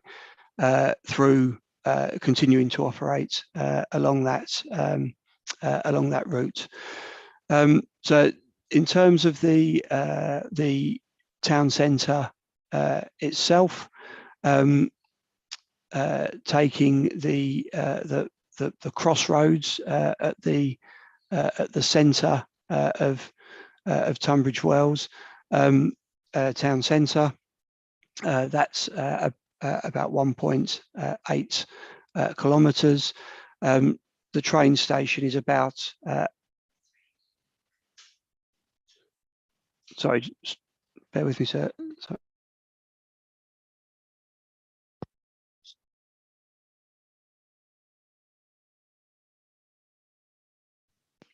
Yeah, from the train station, so it's about a 28-minute walk to the site itself, along clear, well lit footways, and there is the bus provision from the town centre, which travels out in that direction.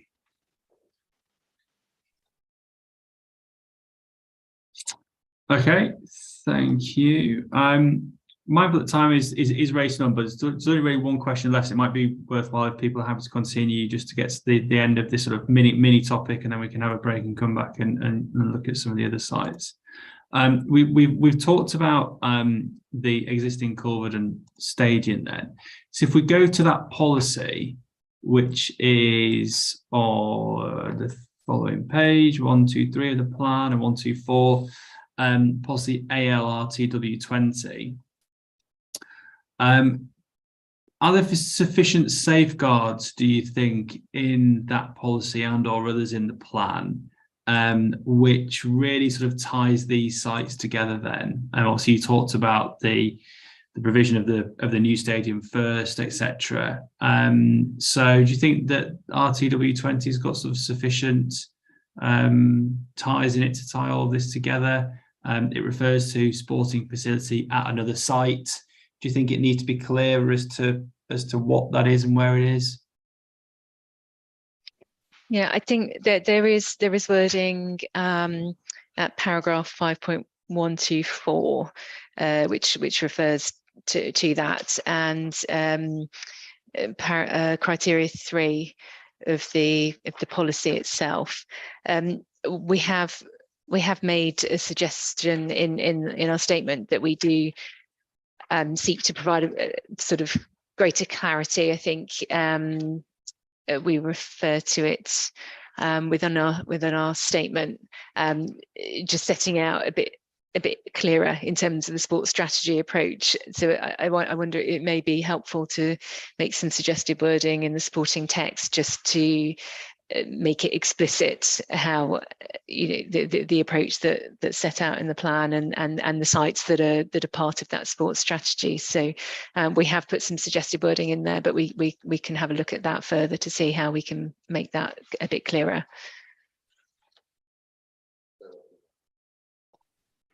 Yeah, I agree. It's just it's making the link. Obviously, we've talked a lot today about the council strategy and sort of how the council thinks it's all going to work. So again, it's just making it abundantly clear, really, within the plan as to how it's all going to link together. So yeah, I probably agree with. I mean, the policy itself refers to another site. You could potentially keep that wording in. Who knows whether or not things may change. But I think either the supporting text or a tweak to the second criteria to tie it with the Hawkenberry recreation ground to make it clear that that's where this alternative provision is going to be delivered. And in terms of the existing, stadium itself, then obviously map 20 within the plan, the site layout plan shows obviously that the constraints of tree preservation orders in particular. So how confident are you that this site then, obviously once the new stadium has been put in place, can provide, I think it's got approximately 30 dwellings. So what's that based on?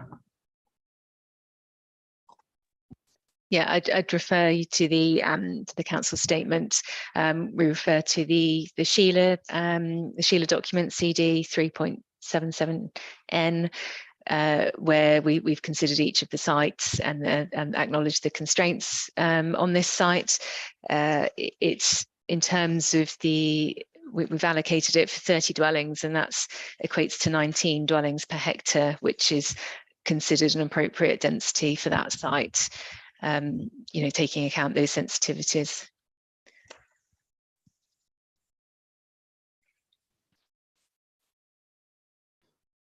And in terms of the green infrastructure, then, so again, you've identified the areas of tree preservation orders. You've then obviously got this area of green infrastructure, and then the sort of residential area in the middle. So again, what's the TPOs are pretty self-explanatory, but what's the area of green infrastructure? What's that based on?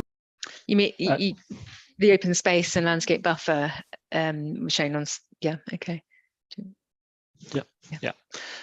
So firstly, as you mentioned, the hatch is a tree preservation order. It's not all ancient woodland. Only an area to the east and beyond the site to the north is ancient woodland. So the buffer to the east is primarily about the ancient woodland buffer, and is sufficient to meet policy requirements.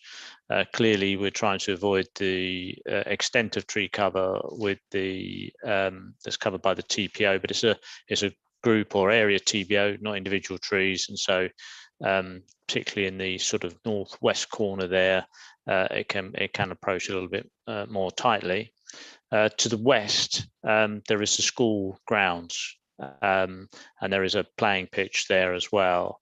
And so in order to preserve the existing tree structure along that boundary, and the amenity of the new residents and the safety and security of the school, a buffer along that boundary is also required.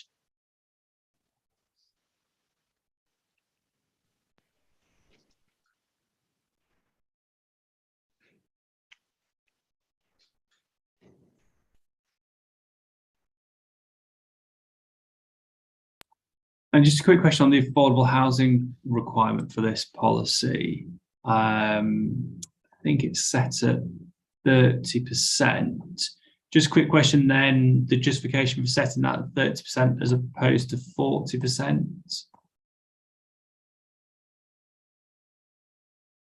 It's a previously developed land, so that's in accordance with the other policies within the local plan. Okay, and open it to any sort of comments, observations, representations then on the sort of the other part of this puzzle then, which is the actual Culverden Stadium itself. Any representations at this stage? So just ahead of that, can I just going back to the Hawkenberry site, there is the bus stop that I referred to is about 380 metres from the entrance to the sites. Buses run from Tunbridge Wells train station every 45 minutes throughout the day, Mondays through to Saturdays. That is a journey of about 7 minutes from the train station to that bus stop, just to provide a bit of further clarity about its accessibility by non-motorised car.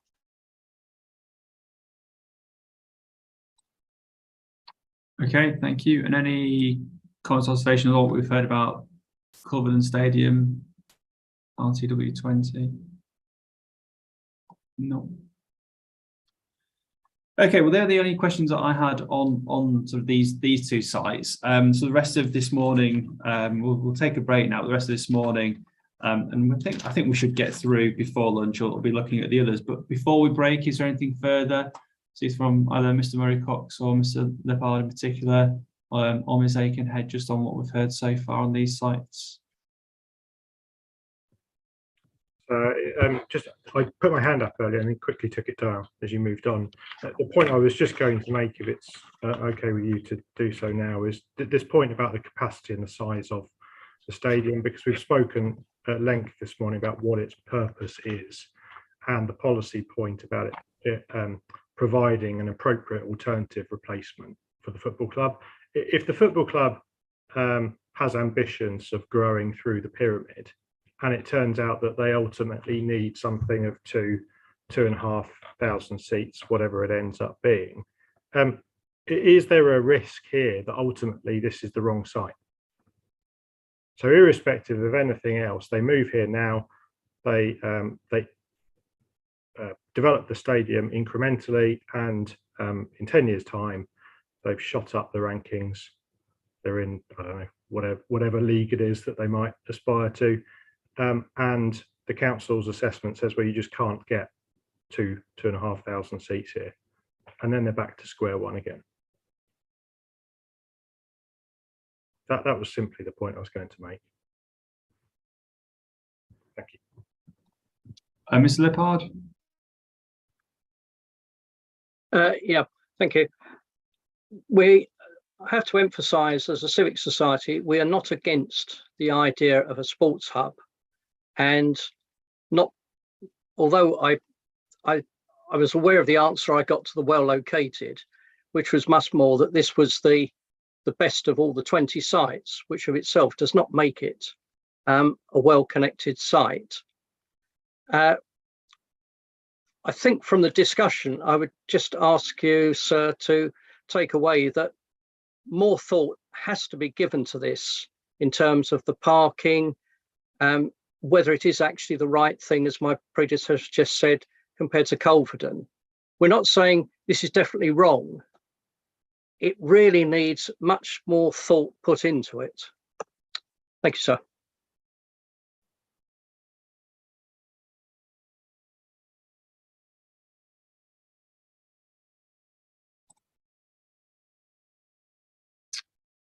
Okay, thank you. We'll take a break then. Let's say we've got the other sites to go through. We should get done. If not, we can. I know we've got reserved time this afternoon, so we can either sort of come back after lunch to finish anything off, or we can sort of rejig lunch times around. But we'll take a break. It is coming up to 1:15, so we'll take a break until 12:30. Is that okay? Yeah. Okay. So again, don't log off, people. Just cameras on mute, and turn microphones off, and we'll resume back at 12:30 then, please.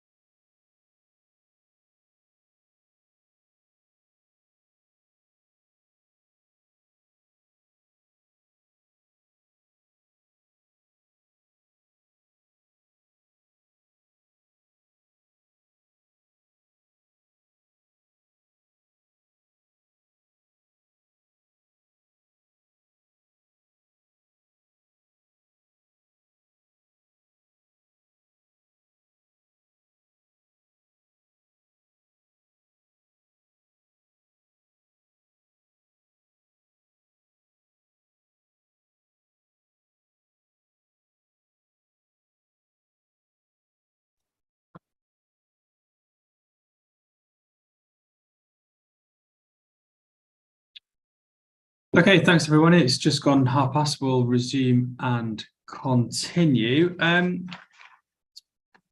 continue with the similar allocations in the plan next, and want to look at policy AL RTW 21, which is the Colebrook sports field. Let's bring that up on my plan. So again, we'll look at some of the matters, issues and questions here. There's only really one question, which again goes to sort of the principle of the use really. So again, what's the justification for this one, and how does it feed in with the rest of the sites? Yeah, okay. Refers to the council statement, page 93, in terms of the inspector's question 48. We've just set out the allocation here at Colebrook Sports Field, and in terms of the justification for it, I'd refer again to the playing pitch strategy, and in particular paragraph 3.10. And this sets out, sort of provides a commentary in terms of some of the sites which have been considered as part of the sports strategy, for the rationalisation, as we've discussed, in terms of the reprovision at Hawkenberry. And in particular, this site, there's been sort of issues with the site, bottom field being undulating. Site has a history of antisocial behaviour, and the clubs don't want to play at that site anymore. So that's sort of the rationale of why that site was looked at. So that's led into the allocation as it stands at AL RTW 21. And again, it's the issue that the formal playing pitch should be provided at reprovided at Hawkenberry. But the wording of the policy also refers to that there will be reprovision and enhancement of the informal open space part of this site. So the site layout plan, map 21, shows those areas clearly in terms of which part would be for residential use, and then the area to the west for sports and recreation use. So just in terms of the policy itself, then it talks about the reprovision and enhancement of informal open space and sports and leisure provision, including multi-use games area. Yeah. So where then does the policy talk about the sort of the links then with Hawkenberry and the sort of playing pitch? Is that point 4? Yeah, criteria 4.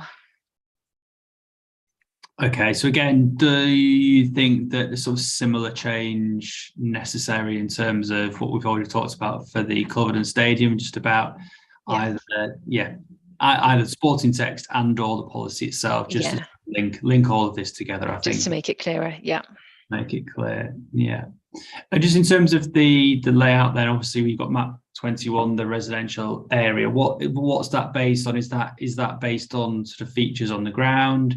Is it based on a sort of consideration of what would be left? What is it? The existing football pitches there? What's that based on? It was the Sheila assessment has looked at the entire site, and that area was considered to be the most appropriate area for residential development, and the density we've got there at Colebrook is 56 dwellings per hectare. It's allocated for 80 dwellings. And just to assist you, sir, with the context for the site, along the western boundary and the sort of western half of the site, there's already an established route as part of what's called the 21st Century Way cycle route, which links the industrial area to the town centre. So that's quite a key green route through the town. There's also industrial development immediately to the heavy industrial development immediately to the west and the railway line. And so the residential area is located where it's got most proximity to the existing residential uses rather than the heavy industrial uses. And so if I could just add, there is a row of trees, there's 2 rows of trees which bisect the site. The northwestern extent of the residential use is bounded by one of those rows of trees. And just in terms of access, something that we obviously talked about in detail for the last sort of 2 allocations, but in terms of this one, what are the access arrangements based on? Is that sort of existing provision, sort of formalising existing access points to the site then, presumably? Yes, I think paragraph 5.126 of the local plan refers to the fact there's a number of existing access points, existing vehicular access being from Apple Tree Lane, and then pedestrian access from Clifton Road, Apple Tree Lane and Dowding Way. So vehicular access would be from Apple Tree Lane as is currently. Okay, any comments on this one? Observations, representations that people want to make on this particular site? The second question was about the wastewater, but I think that we touched upon that for other sites. It's the same question reiterated throughout because it was the same representation made by Southern Water, but we've already touched upon that. So again, presumably there's no. Yeah, no, it's another one that we discussed with Southern Water following Reg 19 consultation, and again, it's addressed within the statement of common ground with Southern Water. They didn't feel that there was any, it wasn't necessary to put anything specifically in the policy, but as we discussed previously, some wording below in terms of reference to policy EN 24 was considered to be sufficient. Okay, no comments on this one then? No. Okay, we'll move on. So next one, RTW 22, which is land at Bayham Sports Field. So just in terms of the sort of overall sort of strategies, is this part of the same strategy, linking it to Hawkenberry, or is this something different? No, again, this is part of the overall sports strategy, and it's another site that was considered through the playing pitch strategy. Again, pitches here are considered, they've been rated as poor within the playing pitch strategy, and paragraph 3.10 again provides commentary on these pitches. They're not considered to be fit for purpose. There's drainage issues as well in this location, and in terms of pitches. It's one that was considered could be re-provided for at Hawkenberry. Again, if it was considered helpful, we could make that clearer within the supporting text or the policy itself to just ensure that there's clarity on the sports strategy approach here. It's the same change throughout all these sites, isn't it? Yeah. So in terms of the proposed residential use, then I have some questions about the access. So just in terms of pedestrian access, how do you envisage that this will be achieved? I think on the plan 22 there's a couple of options that you've got. Yeah, so in terms of the site, the vehicular access would be from Bayham Road. There's existing access there. In terms of the pedestrian access, we've shown on map 22 sort of pedestrian access going from the north of the site. That it goes through the crematorium, so that's the existing crematorium that then joins. So there is sort of informal linkages from the site through the crematorium to Ben Hall Mill Road. But we've also looked at the possibility of another, access from the main vehicular access that could also be pedestrian and cycle access from Bayham Road. And again, this is one we've discussed with Kent County Council and East Sussex County Council as well, because we're going over the sort of border here into Wilden and East Sussex. There is grass verge on the southern side of Bayham Road, which is quite a wide grass verge, and it's considered actually a pedestrian footway could be incorporated within that area, and it seems quite a positive sort of part of the scheme, because there's properties fronting onto Bayham Road on the north side, that there's no pedestrian footway along there. So actually the provision of a footway on the southern side of Bayham Road would be beneficial for those properties as well, and linking up with the footway that starts by the new development that you can see there at Duke's Drive, where there is a pedestrian footway. So it's just linking that up. So there are the sort of essentially the two options of sort of pedestrian cycle links from that site. Presumably the crematorium closes of an evening. I don't think it does. It doesn't. I don't think the gates are closed, but I think that's why it's important that there's an adequate access point along Bayham Road. Sort of accepting that it's probably more of an informal access route through the crematorium that people may use, but then there's it's ensuring that there is that publicly accessible access from the main entrance to the site out onto Bayham Road. So is the Bayham Road, is that intended to be the main pedestrian access? Yes. Well, pedestrian. Yes. Yeah. Access. I think if that's the case, and the crematorium sort of pedestrian link is a sort of secondary access, and I think just look at point 2 of the wording, because it seems to suggest that that the site as an allocation would be acceptable just on the grounds of the crematorium access. But I think actually from what you said in your hearing statement and here today, that actually no, it really is dependent upon this other pedestrian access point going in as well. So I think it just the emphasis needs to be changed, that no, that pedestrian access from Bayham Road is a requirement of this of this scheme. Just make that clear. Okay. Yeah.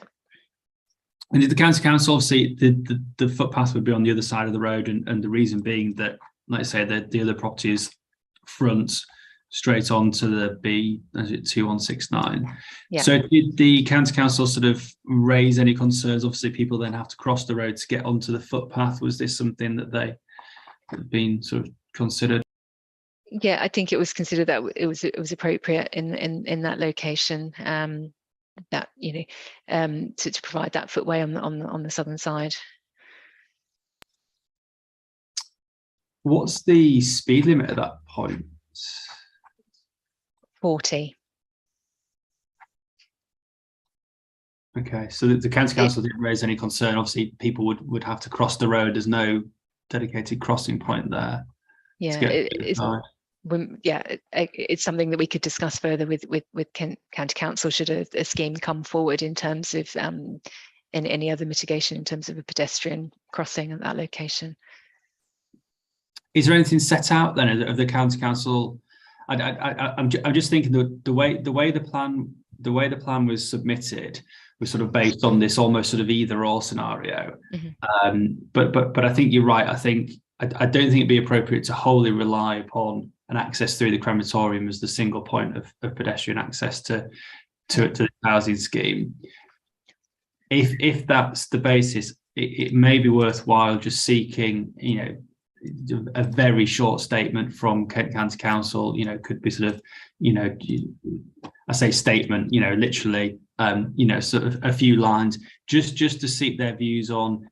It's their understanding that this would be the most the primary access, the plan for the highway access, and just that point about crossing the road, and that they would be satisfied that and again with site allocations, it's not about the absolute detail. It's about, is there going to be any, or are there going to be any sort of fundamental sort of showstopper concerns that would be raised at a later date, where they would turn around and say, well, actually, no, you can't do that because there's no crossing point. So that'd be worthwhile. Yeah.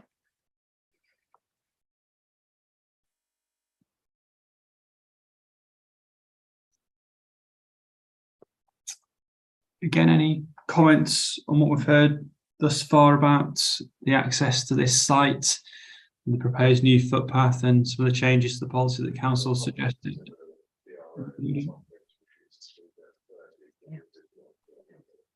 No.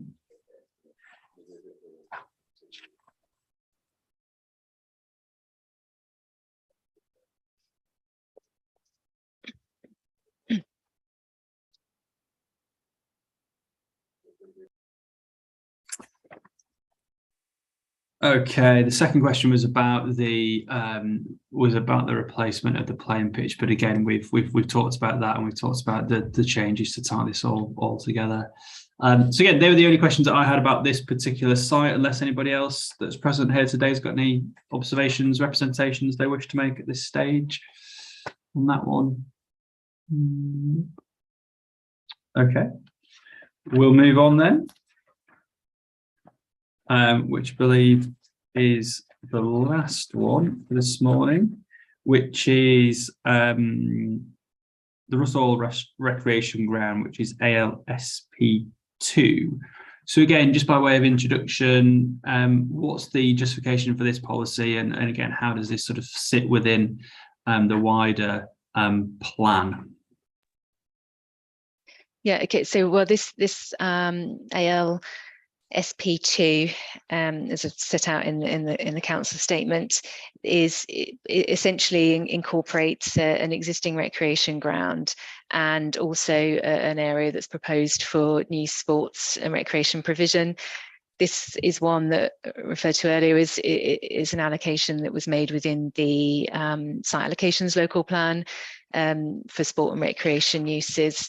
So it's really taking that allocation forward within this location. It's been identified within the sports and recreation evidence base as a site for future, enhanced provision. It's also identified within the football facility plan as one that's a priority project. And also within the site options analysis as a local sports hub. So it's sort of linked with, it's not part of the sort of sports strategy as such with Hawkenberry, because it's a separate sort of recreation allocation, but it's identified as a local sports hub as others are within the main urban area around Tunbridge Wells.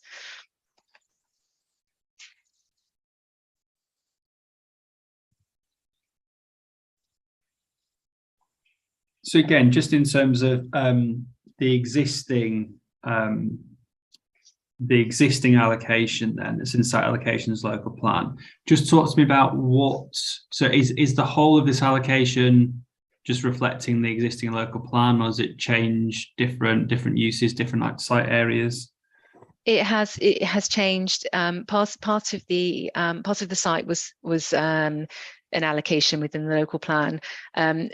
Within the new local plan, we've sought to include the existing recreation grounds within the allocation, just to reflect the fact it's all in recreational use, and in terms of enhancements, then it just provides more certainty within the policy that the wider area is included within that allocation for enhanced sport and recreation use, which is the intention of the policy.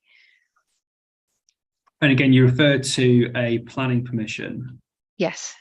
I believe as well. So what's the planning permission? Again, what does that relate to? Is that the whole site, a different site? No, that's the site that was allocated within the site allocations local plan. So it's that part of the site for development of change of use of land to expand existing recreational facilities through provision of additional sports pitches. So that was granted in 2017, and then a further permission was granted in 2021.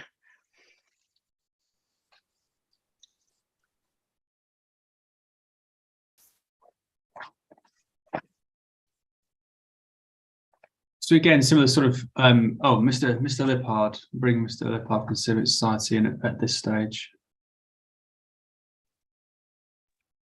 Thank you, sir. That was a bit quicker than I was expected, but yeah, with that recent planning permission, who actually owns the land? Because I believe it's a farmer who was not best pleased about losing it.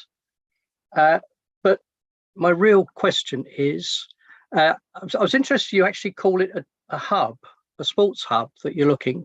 So I hadn't realised you were going to call it a hub. From discussing with one or two of the locals there, I'm unconvinced of the evidence that there is a need for all this extra sports facilities in Rusthall. And possibly the devil in me wonders whether it's Sports England driving this, where they say, if you take away a sports field from somewhere in the town, you need to provide the equivalent somewhere else. And so to balance the books, this one in particular has been provided, and potentially some of my earlier comment about Hawkenberry being, does it need to be as large as that? The reason it's as large as it is because of this Sports England statement of, if you take one bit away, you've got to put it somewhere else.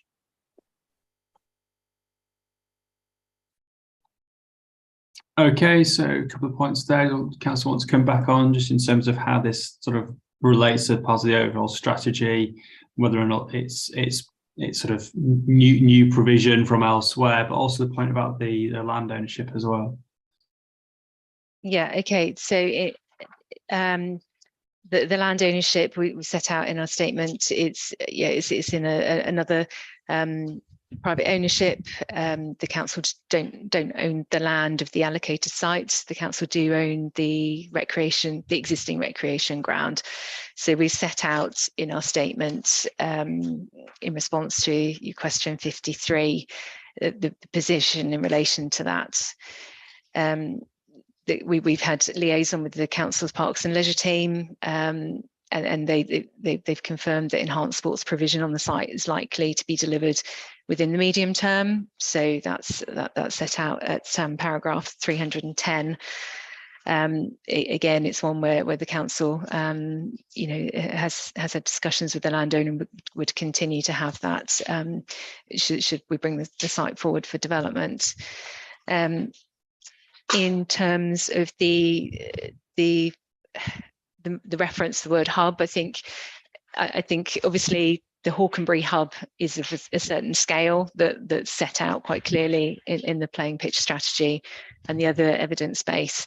The sports analysis document, which looked at the Hawkenberry hub, the site options analysis, refers to a number of other smaller hubs around the urban area of Tunbridge Wells, as I mentioned, and this is listed within those. And I don't, it's not proposing sort of large scale built development or anything. It's just recognising that there are a number of sports hubs around the urban area, which is considered appropriate in terms of people travelling, also to providing local sports hubs, local sports provision as well.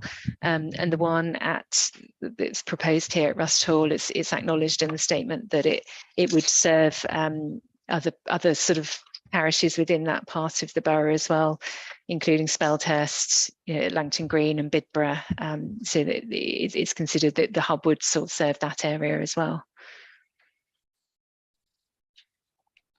So just going back to the question that the representative made, Mr. Lippard made, so this isn't as a direct replacement then for any loss of pitches that we've heard about from other allocations. They're all linked to and justified on the basis that alternative provision will be provided at Hawkenberry.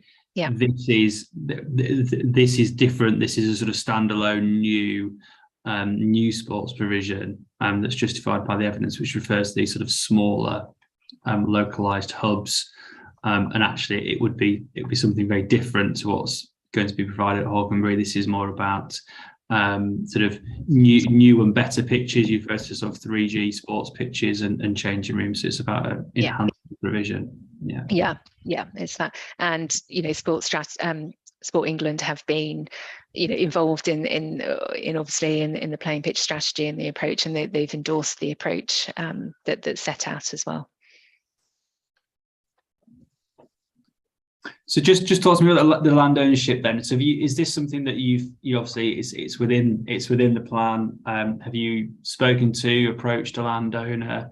Where have this discussions got to? Is it the same or similar to the other position that we've heard this morning, with obviously the Bellway had an interest in the land at Hawkenberry, and obviously pursuing that for the other uses? What's the situation here? Yeah, well, it's sort of currently in agricultural use, and I think understanding sort of the council's Parks and Leisure team have had discussions, and the property team as well, in terms of possible acquisition of the site. But again, you know, it's one that the council may want to use their CPO powers as necessary if those discussions don't, you know, aren't successful. But we've set that out in the statement. In terms of access and car parking, there's also one of the development requirements for this one refers to says proposals for development of site shall, when necessary, include the provision of a travel plan and details of the provision of overspill car parking. Mm-hmm. So what do you mean by overspill car parking? What do you envisage, and why is that necessary? I think it was just in terms of any sort of intensified use in that area, if there was the need for overspill car parking at certain points in time, then we need to have a look at that as part of a detailed application coming forward to ensure there's the appropriate level of parking at the site. Because there's an existing car park. There is, yeah. There's quite a sizable existing car park there, which does provide for the current uses, but it would just be ensuring that that's appropriate for the future use as well.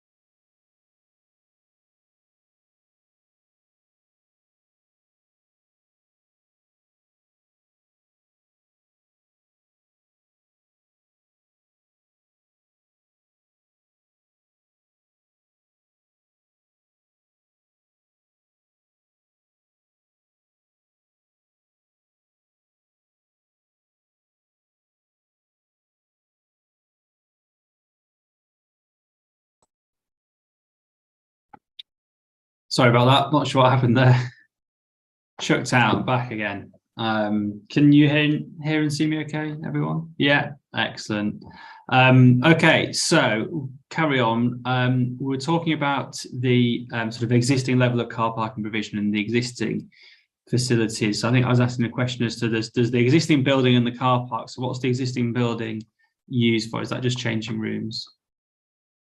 Yeah, I think it's just a small sort of changing rooms, and again, that's something that is provided for within the policy, enhanced male and female changing rooms as part of policy ALSP2.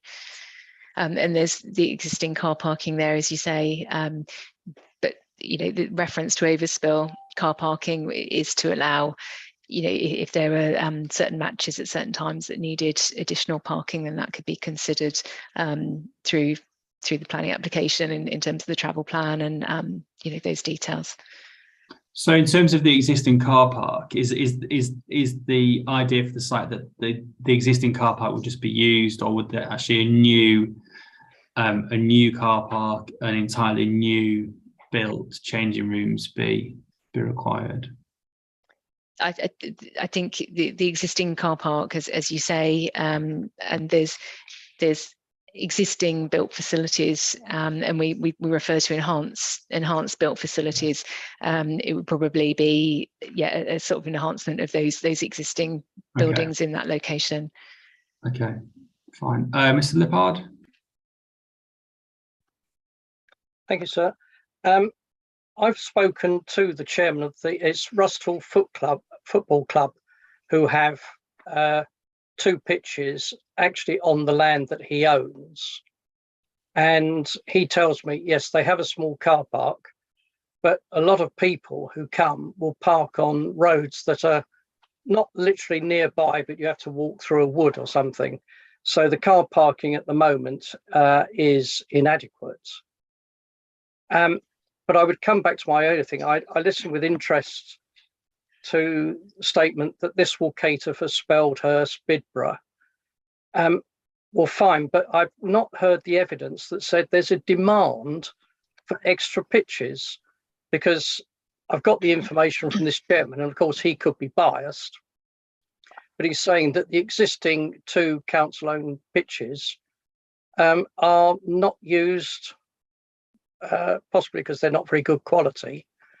Now, I'm obviously repeating what he says, and I appreciate he might have a biased view, but I do have this general concern that this might be more of a solution chasing a problem, and that there isn't actually a problem in the sense of there being a demand for sports facilities in Rustall, especially if the council are going to be pushing Hawkenberry.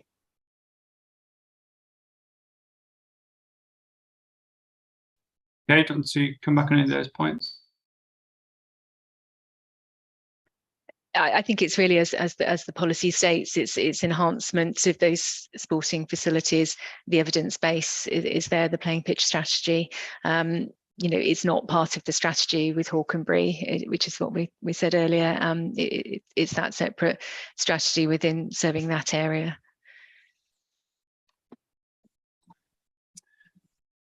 Okay, the other question I asked was about potential impacts on character and appearance of the area. So again, just in terms of character and appearance, how have these factors been considered? Obviously, you obviously got the approved schemes and the existing allocation, but just in terms of the difference then that's proposed in this local plan, how have you considered that?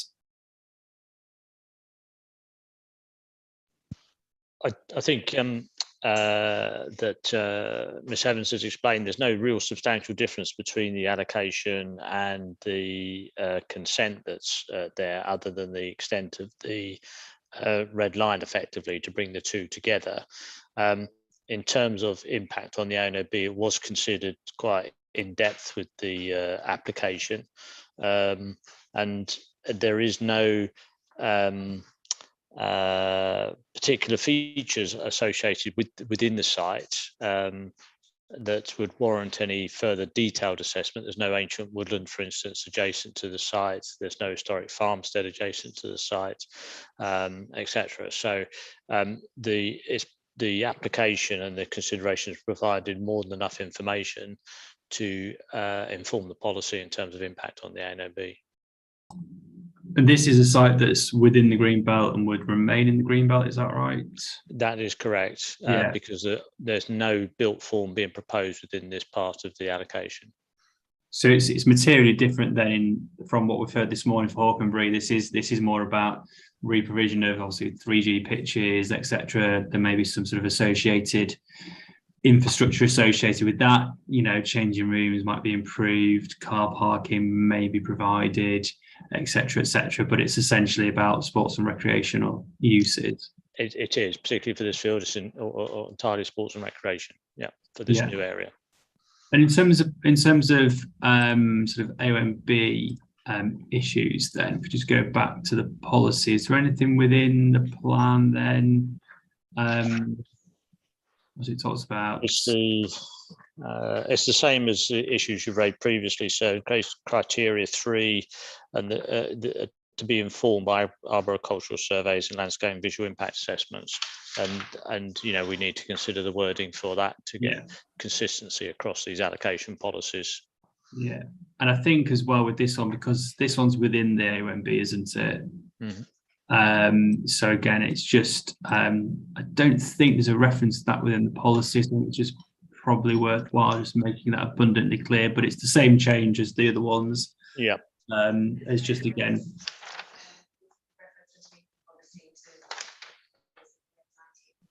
oh, sorry, I can't hear you, colleague, sorry. Yeah, sure, on mute.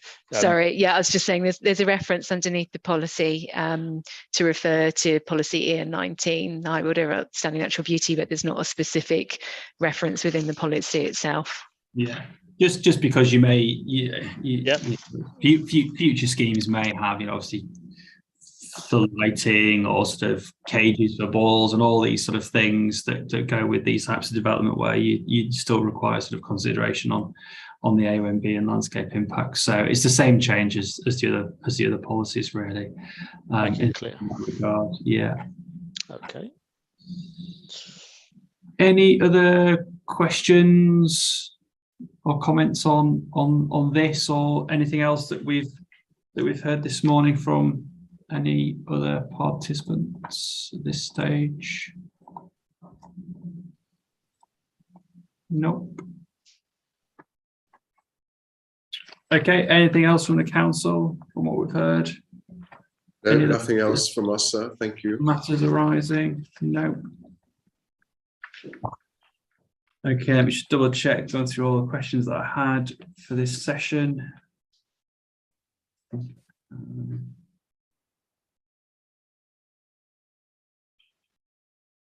Yeah.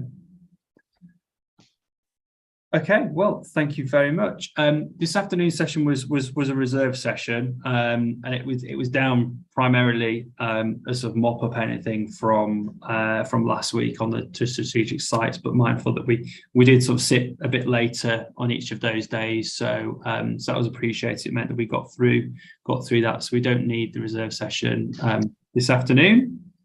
So we are back then tomorrow. 9:30. Charlotte, I think if you're there, of all the links, etc., being circulated, everyone's got the necessary links for tomorrow's session. Yeah. Yep. Anything from yourself, Charlotte, before we adjourn for the day? No, not that I'm aware of. No. No.